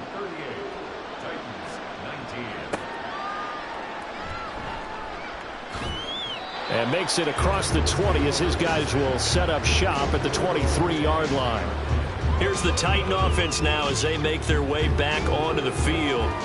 They've got some stuff to build on from that last drive because they moved the football, CD, and then they tried to go for it on 4th down, didn't convert, probably left a bitter taste in their mouths. I would say so, and I think that they go out in this series determined for that not to happen again. In fact, they don't even want to get to a 4th down opportunity. They just want to make sure they get it done within the parameters that they've set for themselves. Run their offense, get it into the end zone. Yeah, I think a little bit of determination and a dash of anger. And he's taken down, but able to slip across the 35. Looking to speed things up here, going with some tempo. On 1st and 10, Jarrett. Going to the right here and finding Burks. And a 5-yard gain gets him to the 42. In motion left goes Burks. Off the play fake, Jarrett. And he bats it away, and it falls down incomplete. And they're at the point of the ball game now where they've got to take some chances. They've got to put the ball in the air and just see what happens. But this defense knows that all too well. Able to find the open man. That's complete. And he's brought to the ground with another 1st down at the Chargers' 39. They'll stick with the passing game as he looks to throw. And they'll wind up getting this one all the way down inside the 20. Now they got to get to the line quickly. Again, he'll drop to throw. Toward the end zone, but that's going to wind up incomplete. That was a touchdown if he could have hung on. Instead, it was a well-timed collision to jar that one free.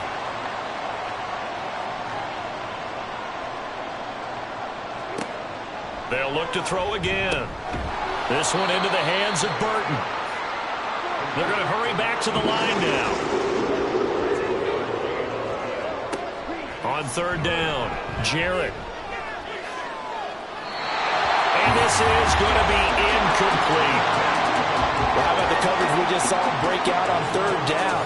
Dime defense, blanketed the field with extra defensive backs and speed, unable to find an open hole to complete that pass. As expected, they're going for it to keep the drive alive. And it's incomplete. They cannot convert, and they turn it over. They had to go for it with such little time remaining, and this 10-play drive winds up yielding nothing. So they tried to go for it for pride, but it really wouldn't have mattered. This one, it was already determined. No doubt about it. This one was over a while ago. So the drive's going to start with Pollard. And he'll take this ahead for about 4. Second down coming up. I have to chuckle to myself a little bit, Brandon, because right now I could be in that huddle with that offensive line. I know exactly what they're saying. If you call a pass play here, we're going to call timeout. Run the football. We've got control of this thing. Get him behind us and let's go. Their time to shine. This will be a short gain of 3 before he's brought down at the 22. That's a gain of 3. Brings up 3rd and 3.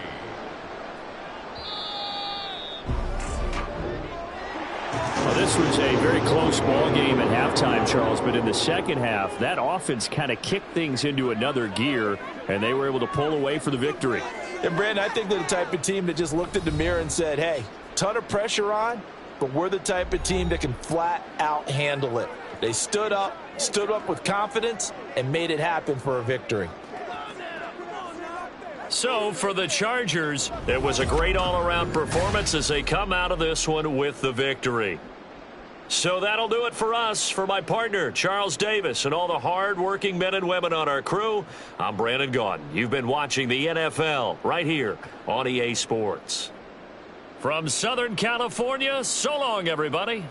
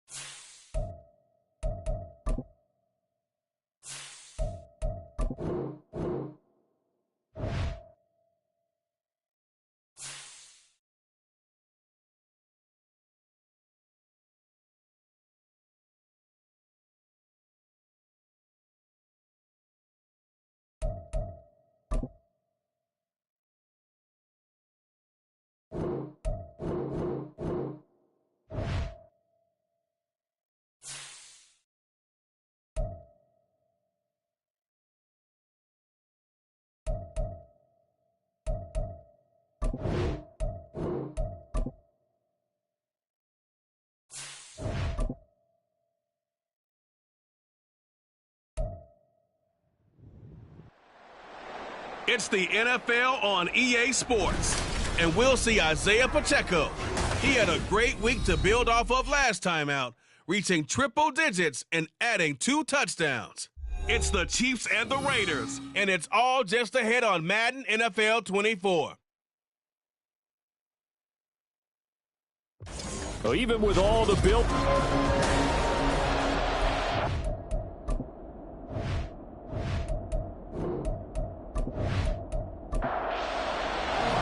The first game's out of the way. Time to buckle down for the long season ahead, and we're off in week 2. And no run back on the opening kickoff. It'll come out 2-25. So here comes the Raiders offense now onto the field. And led out by their veteran quarterback. He's been around a while. They don't celebrate birthdays for him. They just cut him up, see how many rings he's got around the middle. He has been in the league a long time. And he left North Carolina with most of his school's records, and at one point was thought to be maybe the #1 quarterback in his draft class. He does bring deceptive athleticism and play to the table. Add some consistency, and maybe he can really unlock what he can be in the NFL. A bad start there. A big loss on their first play from scrimmage. It's second down.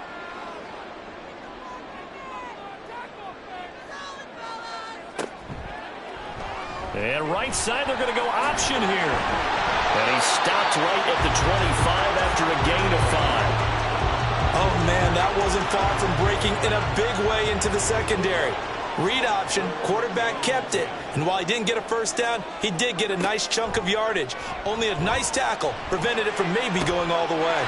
Now a deep ball here, hauled in just past the 50. And he has a big gain inside the 40 before being dropped.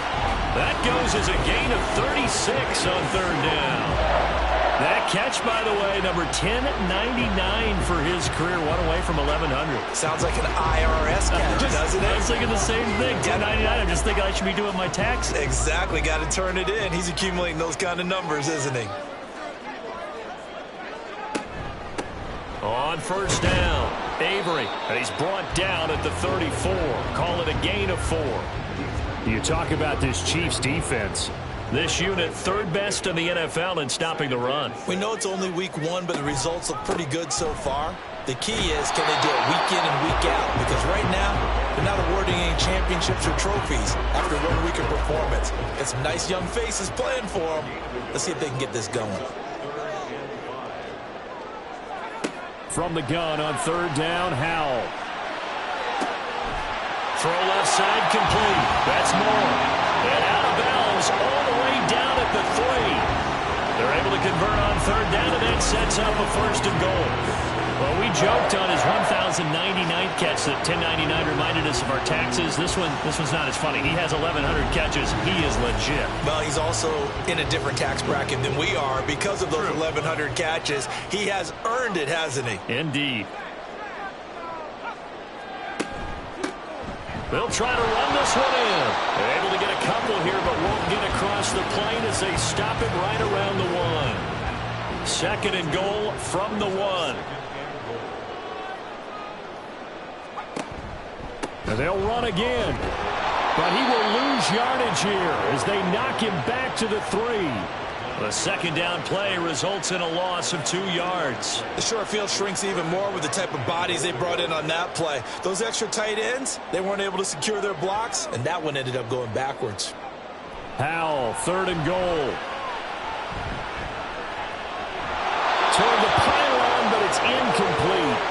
The Kansas City defense tough to throw on there, and now it's fourth down. So they opted to pass for it on third and goal. Let's see what they do on fourth and goal. Well, I think they threw it with the idea that if they didn't get it, they would go. Now the holder's going to keep it. He's going to try to run for it. No, bottled up. Fumble. It's out. It's loose. And the Raiders have recovered. They pass up the 3, fake it. It doesn't work. And on the opening drive of the ball game, the defense comes up with a goal line stand. So here are the Chiefs now backed up for their first drive. And a glance here at their shifty mobile signal caller. We're seeing it more and more in this league, how teams love to have athletes back there taking the snaps, guys who can throw it and move around and get yardage with their legs if needed. He's one of the best examples that we see out there right now. He can throw for hundreds of yards one week and then run for 100+ the next.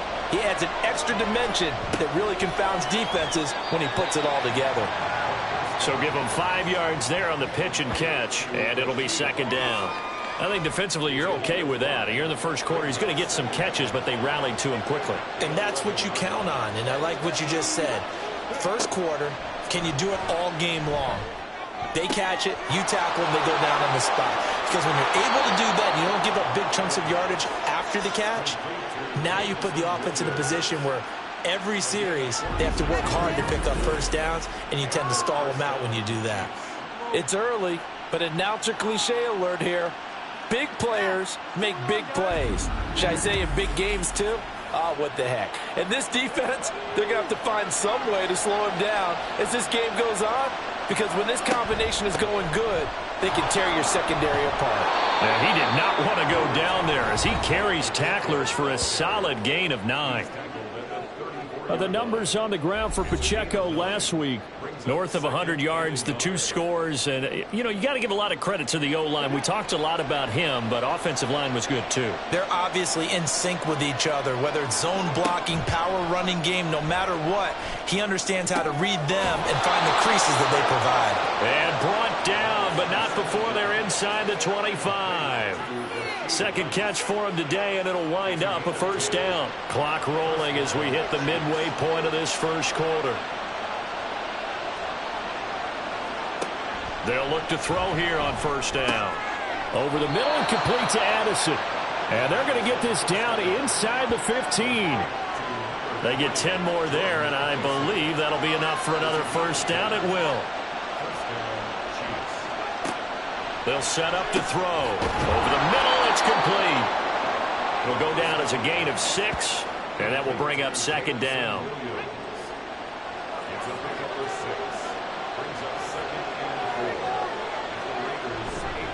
Pacheco gets it up the gut. And the stop will come inside the 5 at the 4. 4 yards on the play. That's going to lead to first and goal.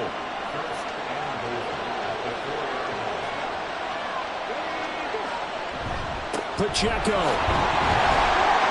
And he'll work free from 1 tackle, but that's about all as he's taken down. Give him 3 on the gain there. Second and goal.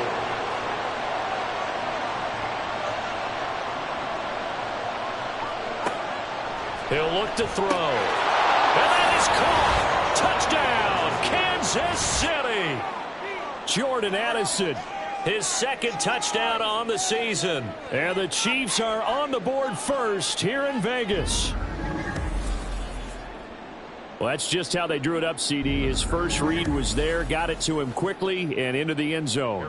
Absolutely excellent execution by all involved. And the coordinator, got to give him credit, found the perfect play call. Quarterback let it fly as soon as the target came free, and his guy made a nice catch. Just how you draw it up in practice and then execute it in the game. Now after the touchdown, here's Butker on to kick it away. And this will be a touchback, so they'll bring it out to the 25. Second drive of the game coming up for this Las Vegas offense.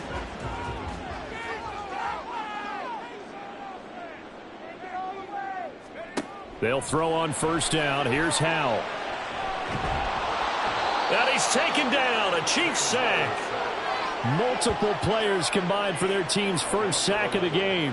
They just gave up a sack there, and if I'm not mistaken, they gave up 4 last week, didn't they? Yes. And just looking really porous, aren't they? They really are, and I'm wondering if they're going to have to start thinking about keeping the tight end in, maybe a back, someone to help assist, because right now, the quarterback's been getting hit a lot in the last couple of games.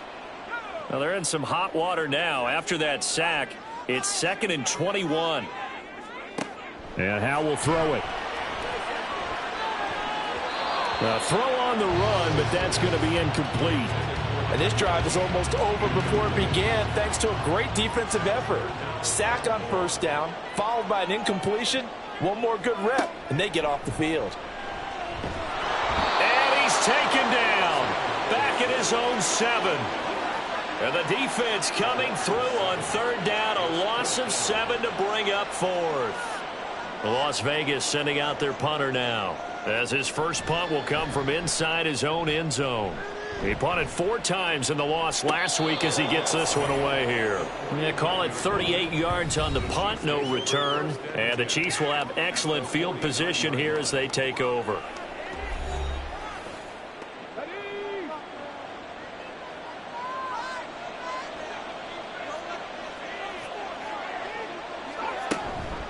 They go play action here on first down.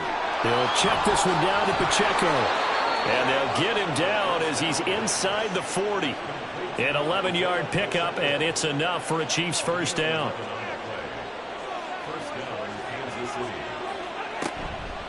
On play action, they'll throw. Got a man, and he hits him in stride. And he gets it down a yard or 2 shy of the 30 before he's out of bounds. That's good. The completion there for 7 yards, and it'll be second down. They run it with Pacheco from the gun. And he is met at the line of scrimmage, and he goes down right there. No gain on the play that time, and they'll look to convert on what will be a 3rd and 4. He'll look to throw. And he's got his man out of the backfield. That's complete. And he maybe makes it back to the line of scrimmage. That's it. So he stopped for no gain. And it'll be 4th down.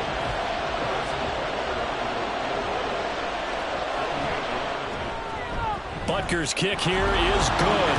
And that will extend their lead even further. So a touchdown on their opening drive and 3 more here, and it adds to their first quarter lead. Yeah, everything's going according to plan so far because the offense has moved the ball, defense able to do their job, and here the special teams unit comes through with their contribution. A field goal to make it 10-zip. And ultimately cannot get this out to the 25-yard line as he's dropped at the 23. Now the Vegas offense heading back out there. They'll look to get something started. They need to, down 10-0 early as they've got it 1st and 10. They'll start this drive out on the ground. He pushes through a would-be tackler to get about 3 yards, second down. Ball at the 26, 2nd and 7. Now Howell. And that is incomplete. A lot of force bearing down on him there. He could not hang on. It's 3rd down. So 7 yards from the first down here as they come up to the line of scrimmage. Howell throwing on 3rd down here. Oh, he had him. He was open, but he couldn't get it to him. It's incomplete. Well, based on what we've seen so far, I don't think you can even call this an off day anymore, partner, because this group we're watching, they are totally out of rhythm, trying to get their game plan up and running. That 0 on the scoreboard is glaring down at them with every incompletion. Fair catch signaled for and taken just shy of the 30-yard line. 10-0 the score after 1 on EA Sports. The Chiefs with the football as we start the second quarter. The KC offense out of the huddle, ready for their next drive. And they split the uprights last time for 3. They've got the lead. They're not going to play this conservative. They're not hoping for another field goal. They're hoping for a touchdown. I'm with you on that one. I like where your head is. I like the way you're thinking because you're exactly right. Trying to sit on a lead and play that way, that doesn't work too well for most teams. Run your offense. Yep. Run what Put you your do foot best. on the gas. Exactly. Put it all the way down and try to increase your lead in a big way. The best way to do it, touchdowns. Throwing again on 2nd down, but this time it's incomplete. An incomplete pass on that last play, and that means they'll need to come up with something here on 3rd down. That is caught, and he'll be out of bounds just shy of the 40. 23 yards, the final tally. Normally on 3rd down and short yardage, you're thinking of throwing to your tight end. It's just going to be a simple chain mover.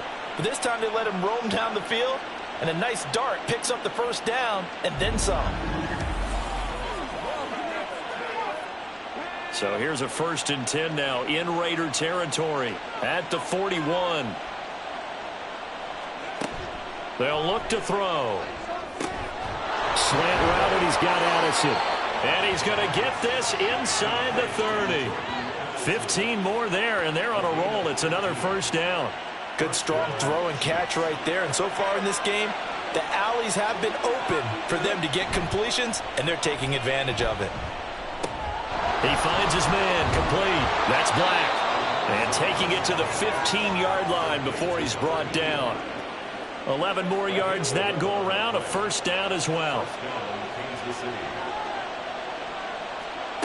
Back to throw again. To the goal line, but it's incomplete. Whenever I see a drop like that, I have to kind of take a step back and check myself a little bit. So used to seeing those big guys make big-time spectacular plays that when they drop one, I have to remind myself, we ask a lot out of these guys. Block and catch. And in for the Chiefs touchdown. A great play there with his first career NFL touchdown. And the Chiefs are able to stretch out their lead. A good tight end is a heck of a weapon for any quarterback, especially when you're able to create some mismatches. Sometimes they work against a linebacker, sometimes they work against a smaller defensive back. But when they find it, they go to it, and it often results in touchdowns. Butker on for the PAT.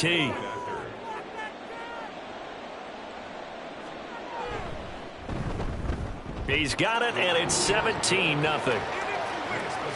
So that winds up a 7-play drive all told. And it winds up with the Chiefs hitting pay dirt. Now after the touchdown, here's Butker on to kick it away. From a yard or two deep, here comes a return. And a nice job there on special teams to limit him to inside the 15 as he's dropped it to 14. Las Vegas' offense back out there ready to go. And we don't want to call this desperation time, especially in the second quarter, but you're down. You don't want to. Well, no, but let me finish. Okay, my bad. You're down 3 scores already. You've done nothing offensively, nothing on the scoreboard. That's not a good combination. I think you just called it desperation time. I think you did. But let's face it, you mentioned this to me in a break earlier in the game. The energy level hasn't been there right from the start. We've noticed that. They've got to find a way to get on their toes and start punching instead of retreating, to use a boxing analogy. And he's going to be brought down back at his own 6-yard line. It'll go in the books as a 7-yard loss on the sack, and it's third down. Howell, he'll look to throw it. Under pressure, they got him again. It was Leo Chanel who got in to drop him. Well, that's a pretty darn good start to his season, huh? A sack in the opener, adds a second one here. That tells you about his offseason. He came in determined to have a big year, and it's paying off. And a fair catch signaled for and taken successfully. So a change of possession here on the punt. And it's Chiefs football, 1st and 10. Good starting field position for them as they come up 1st and 10 on their side of midfield at the 47. They'll start the drive here with Pacheco. And this will be taken across midfield and into Raider territory. It's a pickup of 4, and it'll bring up 2nd down. It's now 2nd and 6. Looking to throw. Quick hitter here. It's complete. And he's got this down a yard or two shy of the 40 before he's out of bounds. Isaiah Pacheco. An 8-yard pickup. And a first down, Chiefs. On 1st and 10, here's Pacheco. And give him 6 yards here as he's stopped near the 35 at the 34. He's tackled at the 30. And from the 34, here's 2nd and 4. Brings up 2nd and 4. A quick throw caught by Rice. And a nice job to break free of one tackle, but it slowed his momentum somewhat, and he's taken down right after. They'll come up now 3rd and 3.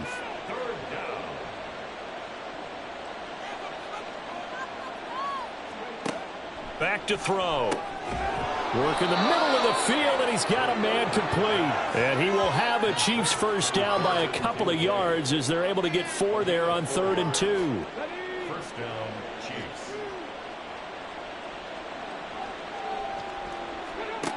Back to throw here. It's caught on the right side. Williams. And down inside the 15, shy of the 10. The catch and run, good for 18 and a first down. So many times in my career I've heard coaches talk about completions are one thing, but as long as we're there at the catch, get guys on the ground, we can live with that. But if you're going to give up 10, 12, 15 yards after the catch, then your defense is going to be in a lot of trouble. From down at the 12, it's 1st and 10.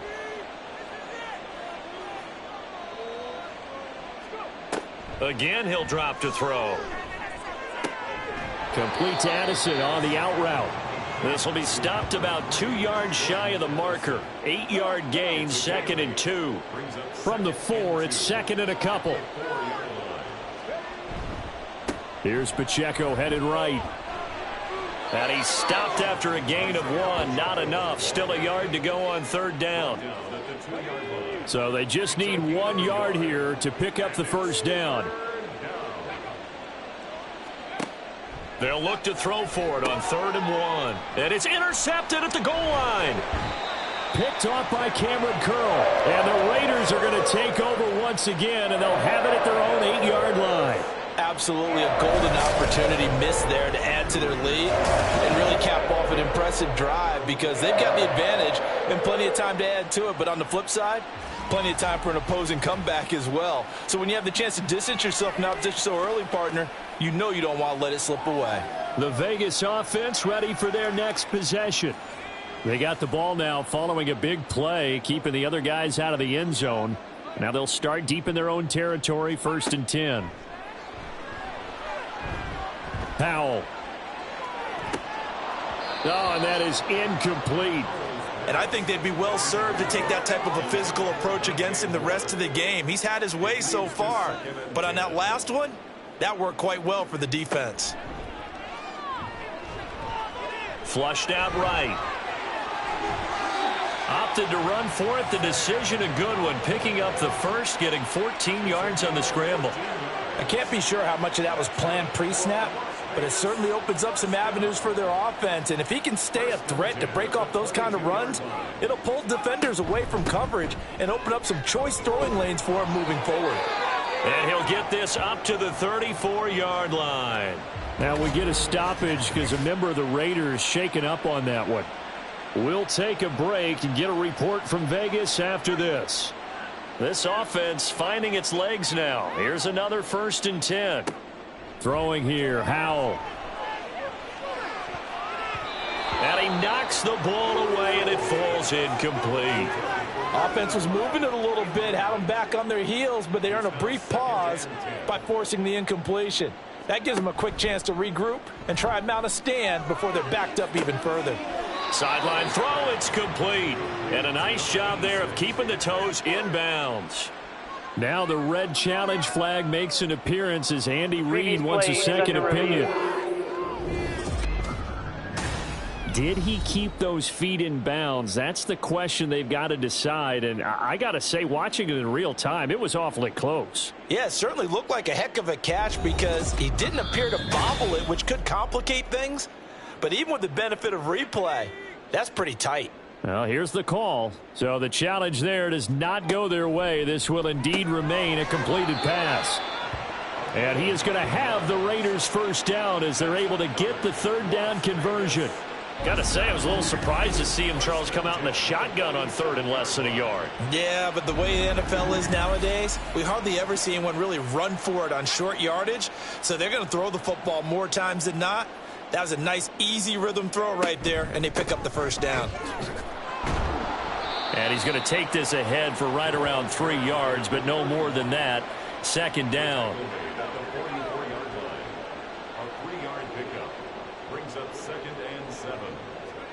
Howell from the gun. And a quick throw here, that's complete. They'll wind up getting 7 on the play. And 3rd and 1 now. One thing you're hoping for when you run drag routes, you're able to hit a receiver in stride, and he can pick up a lot of yardage after the catch. But in this situation, the defense was effective, able to stop him before he could get a good head of steam going. 9th play coming up here on this drive. This is 3rd and a yard. Here's Howell. And that will be incomplete. The Kansas City defense tough to throw on there, and now it's 4th down. So another incompletion there. He's hitting on fewer than half his pass attempts in this one, and that is not a winning formula. Yeah, so let's make sure we give a little bit of credit to the defense here. They've given him a lot to think about, a lot of different looks, and he seems a little bit confused trying to complete passes. A solid pickup of 5 and a very solid 4th down conversion, and defensively pure frustration. Now Howell. Oh, it's intercepted. A drive killer there. And the Chiefs are going to take over once again at their own 25-yard line. Partner, I think this one won awry very simply because he overestimated his arm strength and his ability to fit it anywhere he wants to. A lot of quarterbacks do that and often pay the price. The Chiefs offense now making their way back onto the field. A big mistake last time they were on the field, tossing that interception inside the red zone and really taking away what had been a pretty successful drive up to that point. Yeah, and I don't think there's any question about it. As they head out on the field for this drive, that whole offensive unit is just thinking redemption. You know, they moved it really well, didn't pay it off. This time, they want to make sure that ball ends up in the end zone, and they're the ones possessing it. So here's a 1st and 10 at the 38. Off the play fake, he'll look to throw. This to the tight end, Kincaid. And they've got it well across midfield, down to the 40 before it's all said and done. A good pickup there, a 22. Back-to-back good plays have them on the move on 1st down. Now they'll throw here, out of the gun. Steps away. Now another timeout called for by the offense, as the clock will stop with just under 30 seconds to go in the 1st half. That'll be caught by Rice. And he's going to have another 1st down as the tackle comes at the Raiders' 18.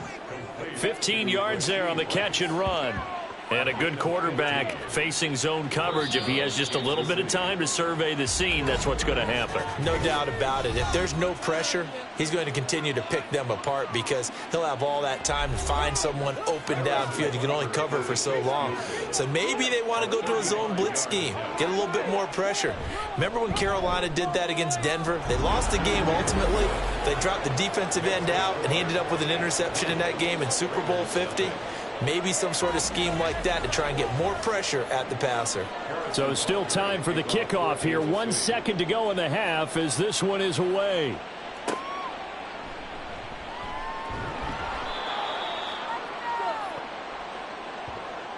So we reach halftime in what's been a fairly one-sided game so far. As we send you to our EA studios in Orlando, here's Jonathan Coachman with our EA Sports Halftime Report.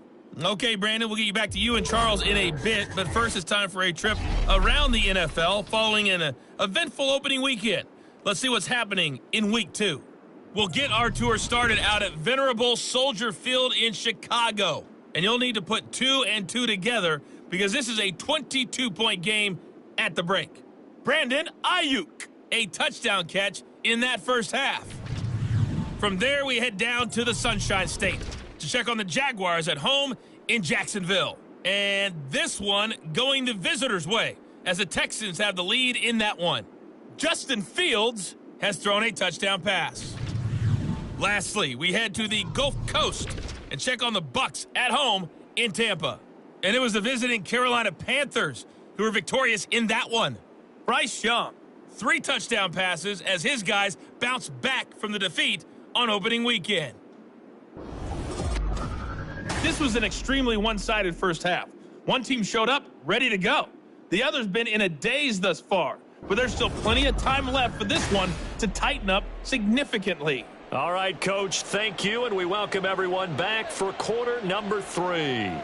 Ready for the start of the third quarter. The Chiefs have the lead and set to receive the football. And ultimately, he stopped right where he would have been if he had simply gone down to a knee at the 25. The Chiefs ready to go on offense to begin quarter number 3. And, Charles, they've got the lead. Put your coaching hat on here now. What's the game plan for the second half? I think getting the running game going a little bit more because I thought in the first half They didn't get it moving the way that they would like. They had success throwing it, but I think these first couple of drives, they'll want to get those running backs going and give them more opportunities, and I will guarantee you that those guys were lobbying for them in the locker room at halftime. Now this one to his tight end out on the right side. He's going to be dropped following a pickup of 7 past the 30 to the 32. Here's 3rd and 3.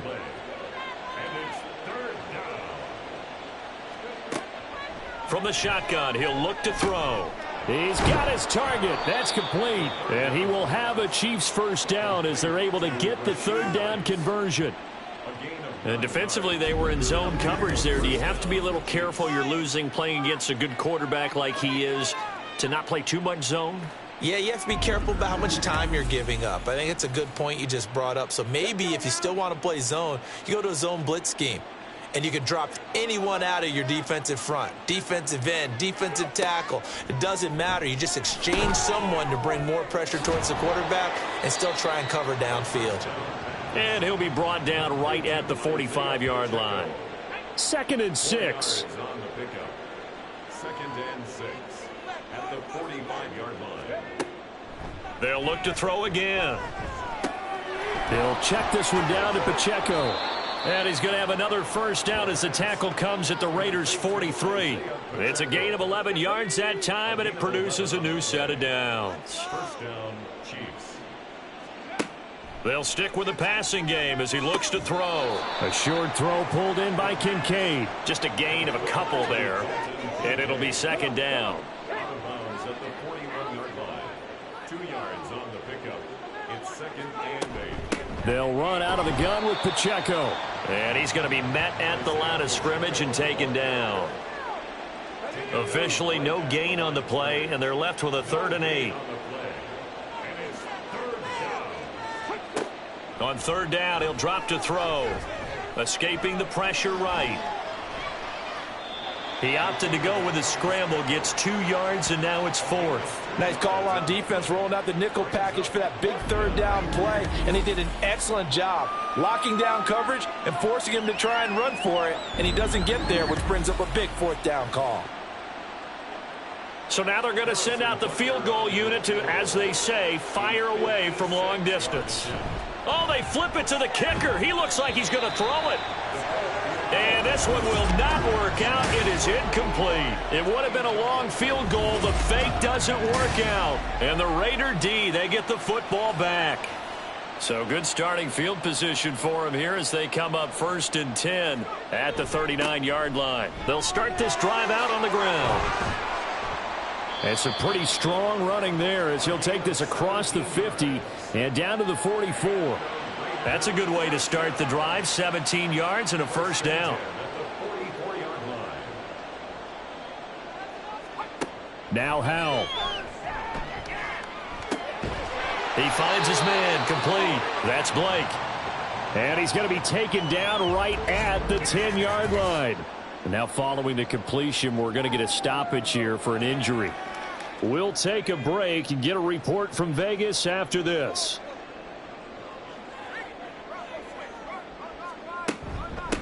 On first down, they'll go to the ground attack.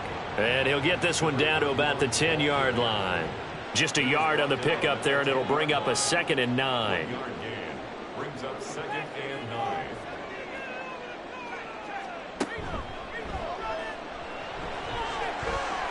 And the Raiders are in for 6. Touchdown. Sam Howell, his first touchdown of the new season. And the Raiders get a bit closer. That's a score you felt they had to have here in the 3rd quarter to get back in this game. And you know that there's an emphasis on their side. Hey, we know this. We know where we are. But sometimes that binds you up so much that you try too hard, you don't get the score. A perfect combination of urgency, yet relaxed enough to get it done.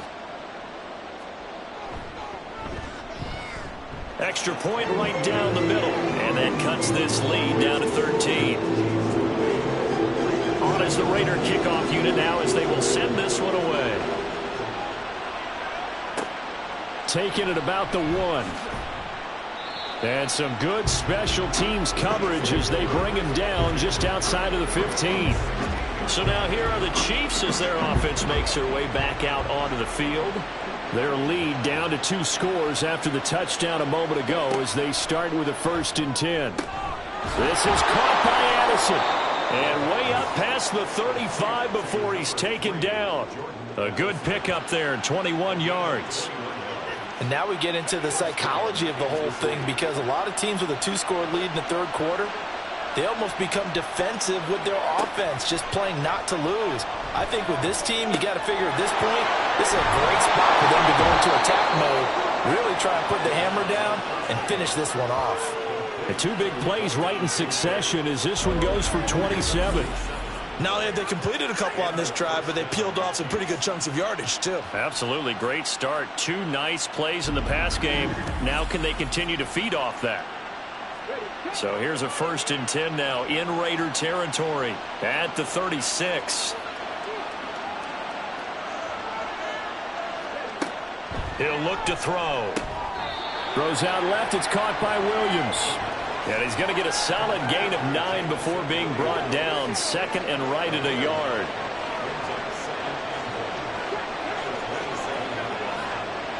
Second and 1. That one caught by Rice. They call his number again. It's his 6th catch and a 1st down.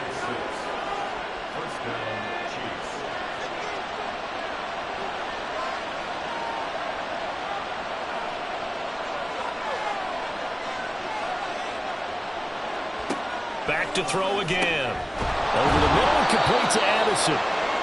So 5 yards here, 5 on the play. And that'll bring up 2nd down.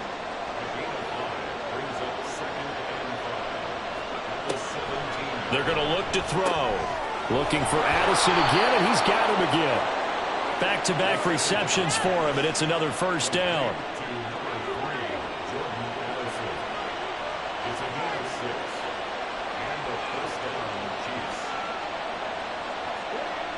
They'll drop to throw. And it's caught. Touchdown. Rashee Rice with career touchdown number 96. He joins Eric Dickerson on the all-time list. And the Chiefs are able to extend their lead. That drive that really increased their cushion felt very military to me. Very precise, methodical. That's one of the words you've taught me. And they just got it done. And slowly but surely now starting to pull away a little bit. Things looking good for them here in the third quarter. Not only pulling away, but you mentioned that slowly but surely. You also drain clock, too, with a drive like that. So you really give yourself an advantage. I don't know about you, but I can't wait for a few years of two-point tries and see what the data tells us, because a lot of teams want to throw the ball in this situation. This time, unsuccessfully. I just wonder if maybe running the ball might be the way to go. With it moved up from the 3 to the 2, you would think maybe a few more attempts at running. I think stats over time may bear out that running the ball will at least be the equal of throwing it in that situation.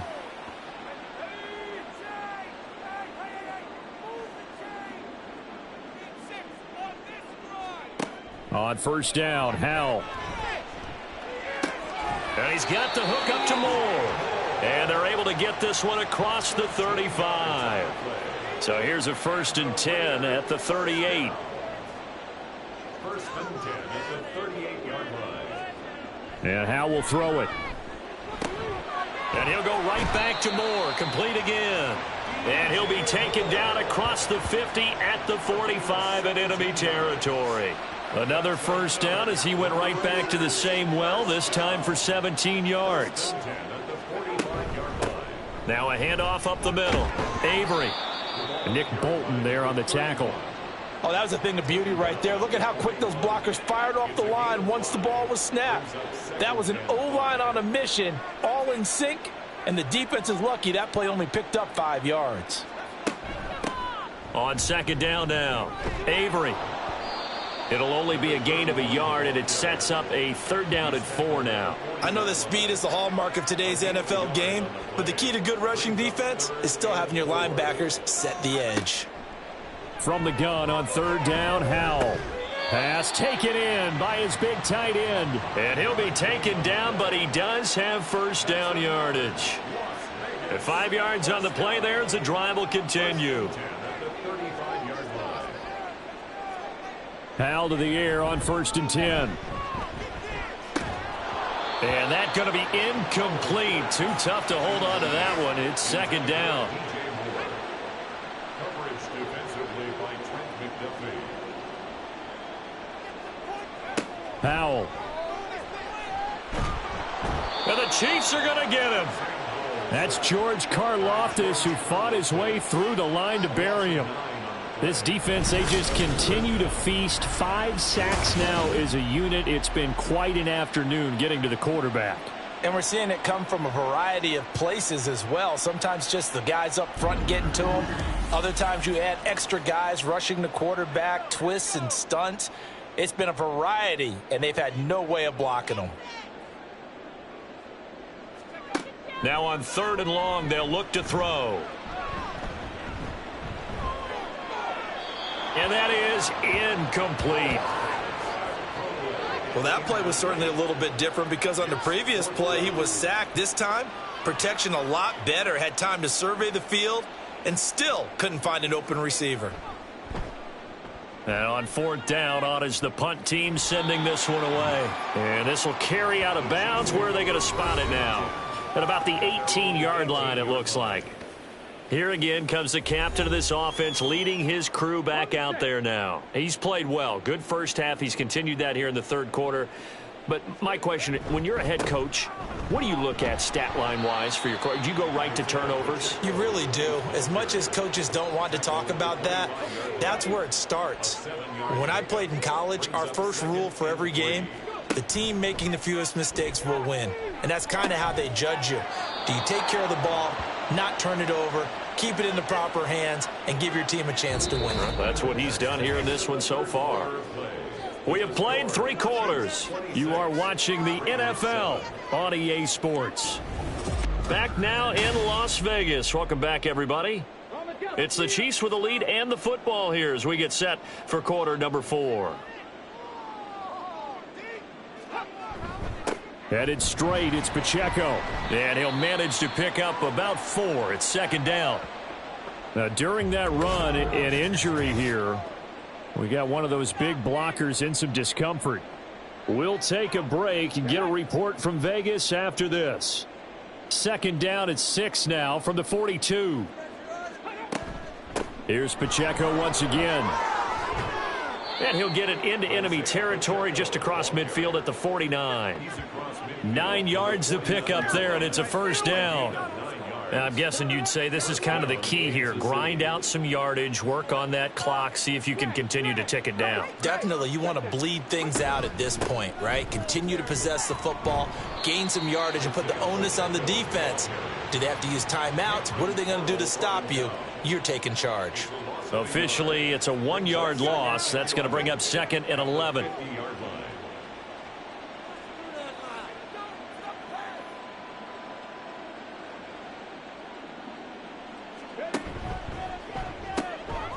Throw to the right, hauled in by Addison. It'll be a gain of 5. And all of a sudden here, it's 3rd down. They'll need 5 on this play to move the sticks.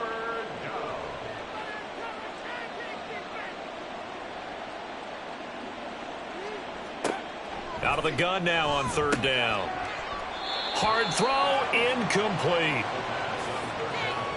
But plain and simple, that's the 2nd time today that he's dropped a pass. And that one, I think, maybe even a little easier than the earlier one that he dropped. Surprising. Was this game announced as a night game prior to, and maybe... And how about this, a fake? And this is incomplete. A huge gamble, and it does not pay off. They fake the punt. It doesn't work out. And the Raider D, they get the football back. Good starting field position for them here as they come up 1st and 10 at the 45. Here's Howell. His throw incomplete. Another pass attempt, another incompletion, and they're just a little over 100 yards passing here in this game, so defensively, pretty good job. Definitely, because they were never really able to get the ball in the hands of their playmakers, so a lot of credit to the defensive game plan and especially the execution. Another throw on second down, and this one incomplete as well. At this point in the game, they've got to continue to try anything they can. They're still working at it, even though this one feels like a lost cause. Howell throwing on third down here. And that is incomplete. Oh, he had a defender right there with him to force that to the ground.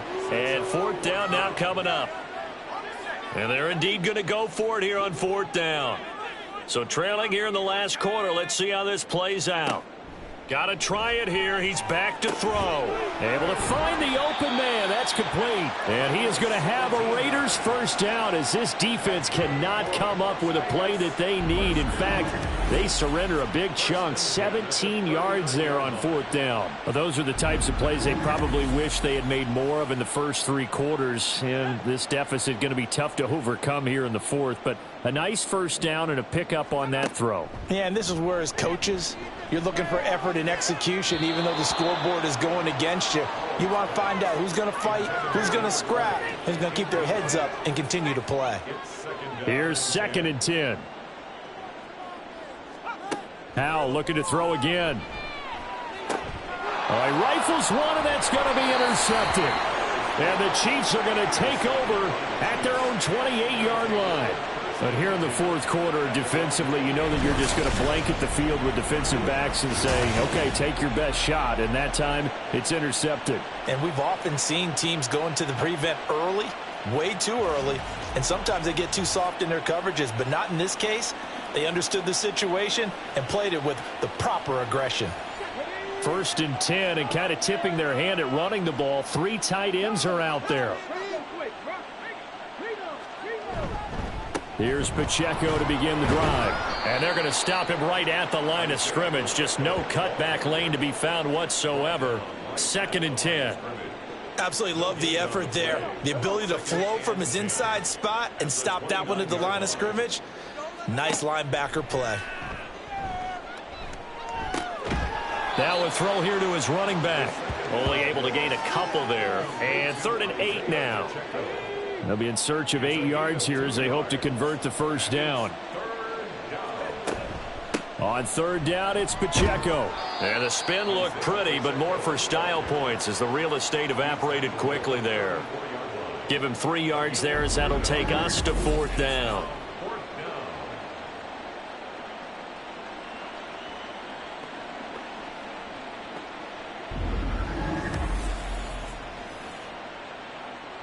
Here's the Chiefs punter now. On, we think, to punt, though he's faked it earlier, but he was unsuccessful.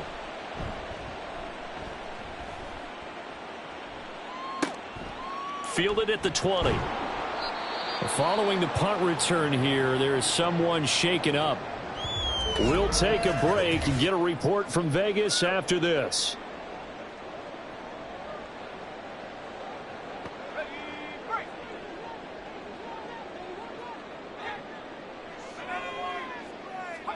Trying to shake off the interception from the last drive. He'll look to throw. He's got the connection to Moore. And he gets this one just shy of the 40. They'll mark him down at the 39.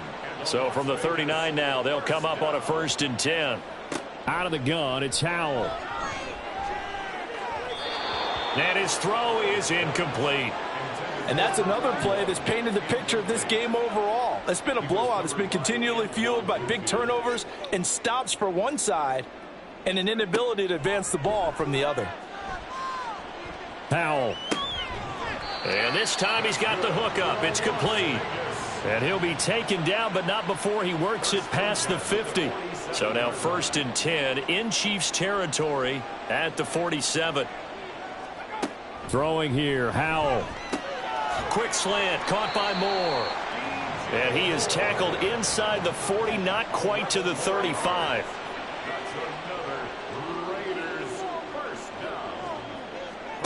Howell throwing on 1st down here. And that one drops down, incomplete. Good coverage there, forced the ball free, and it's 2nd down.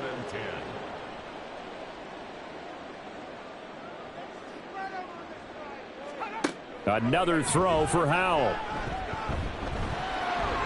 And he'll they'll slide to a halt here. Still a little shy of the first down marker. 6 yards there off the scramble, but it'll still leave them with a third down. Howell, he'll look to throw it. And he's taken down. A Chiefs sack. He couldn't get away there on third down. The pressure too much, and he's sacked for a loss of 12. Guys with his talent in the pocket aren't supposed to be getting hit like this, and you know an intense conversation with the offensive line is going to occur after this one. Might not be from him, but the offensive line coach will have plenty to say about this game. All right, they're going to try and keep hope alive here on fourth down. They're going for it. As expected, they're going for it to keep the drive alive. He's going to air one out. And this is taken in at the 5. And they do get him down, but not before he's able to slip it inside the 5-yard line. First and goal, and they got to be thinking a chance to get right back into this football game. From the gun, they'll try to run it. And he is going to be stopped cold behind the line of scrimmage. It's a loss of 2 there, bringing up second down.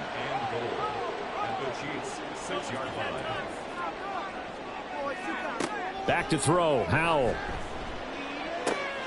And that's going to be caught for a Raider touchdown.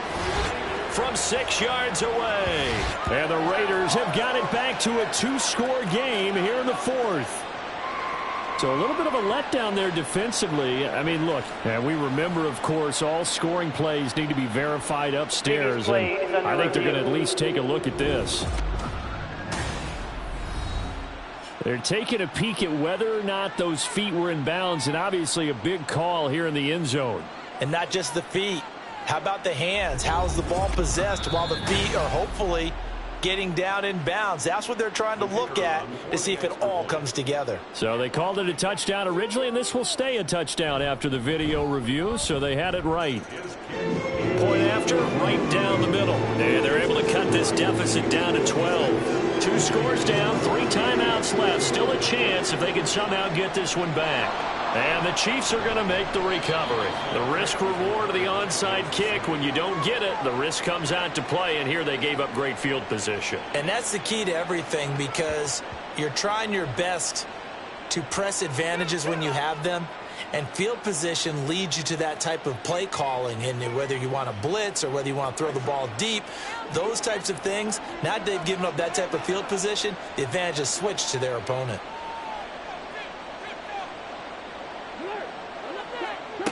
They'll come out throwing here on first down. That's caught downfield by Addison. And he's going to be out down inside the 20 at the 15. A very solid gain of 27. When you have someone throwing it that well, that confidently, you don't have to call the game in fear at all, do you? You just go ahead and play. Yep, confidence with a lead to throw it here in the fourth, and boom, he's on the money. Yeah, you don't have to tuck your head in and go like turtle at this point. You just go ahead and play.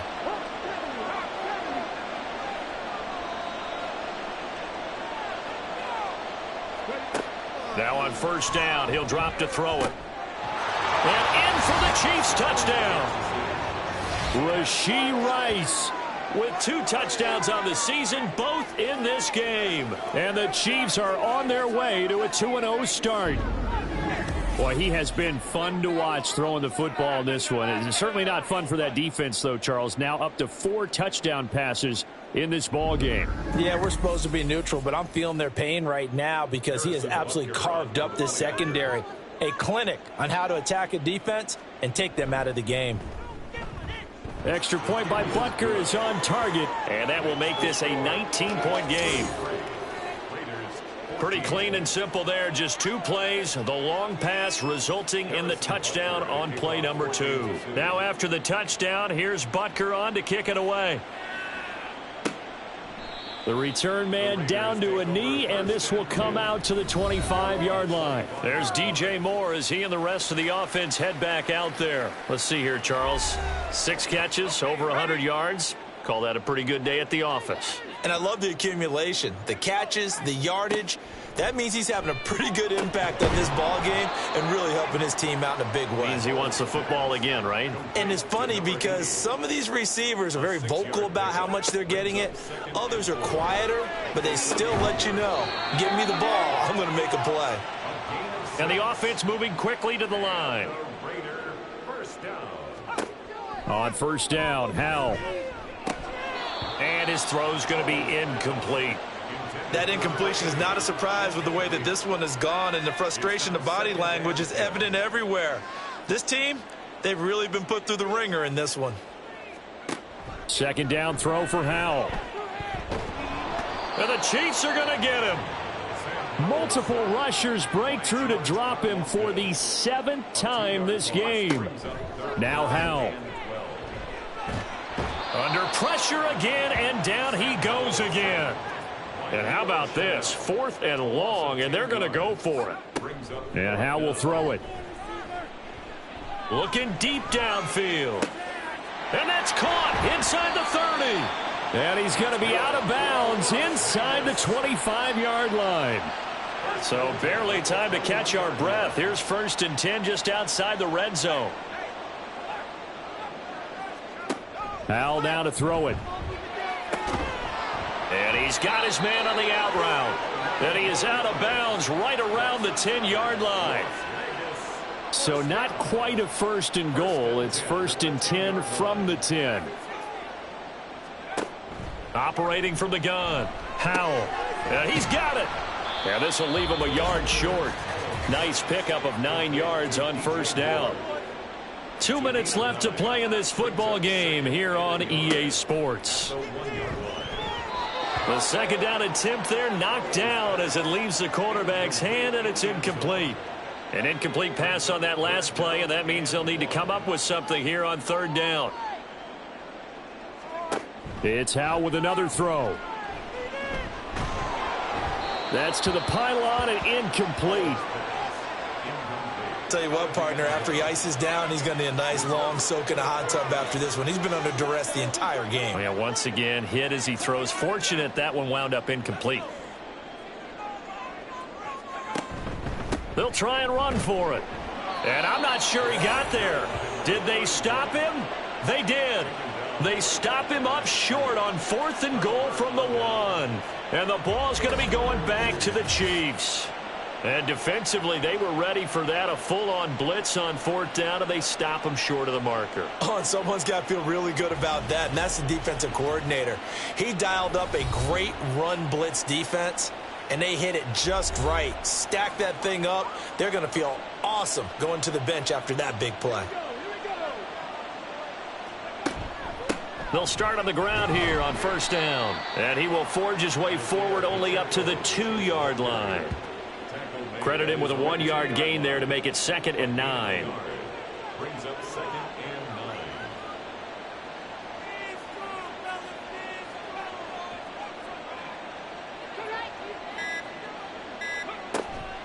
9. Now here's a fake on the jet sweep as they'll go instead with Pacheco.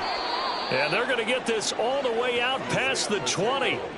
The 71 yards rushing for him now as he's carried it 16 times. No doubt those are the types of carries they're looking for here, Charles. The lead in the 4th quarter. This is when coaches that have a reliable running game, they breathe a little easier on the sideline. Yeah, they love the idea that they can take the air out of the football at this point of the game.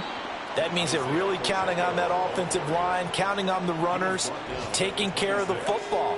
Because you're going to tell your quarterback, hey, no time to be a hero. We're not going to throw it here. Just eat up that clock. And if you have the ball, they can't score.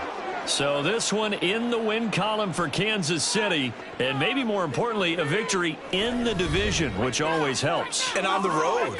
How about all of that rolled up into one? Because how often do you see division games get decided by this much of a margin? Yeah, they thumped them. Yeah, they jumped all over them. And a division game is usually a touchdown or less because these two teams know each other better than most teams in the league. In this case, that didn't hold up. On the road, big margin, big victory. Oh, yeah, that flight home will be good. So for the Chiefs, It was a great all-around performance as they come out of this one with the victory. And they'll have another road date next week with the Cincinnati Bengals. Meanwhile, for the Raiders, they'll drop to 0-2, and they'll get a chance to redeem themselves at home next week. That'll do it for us. I'm Brandon Gaudin alongside Charles Davis. Thanks to our entire crew as well. We'll talk to you next time. So long, everybody.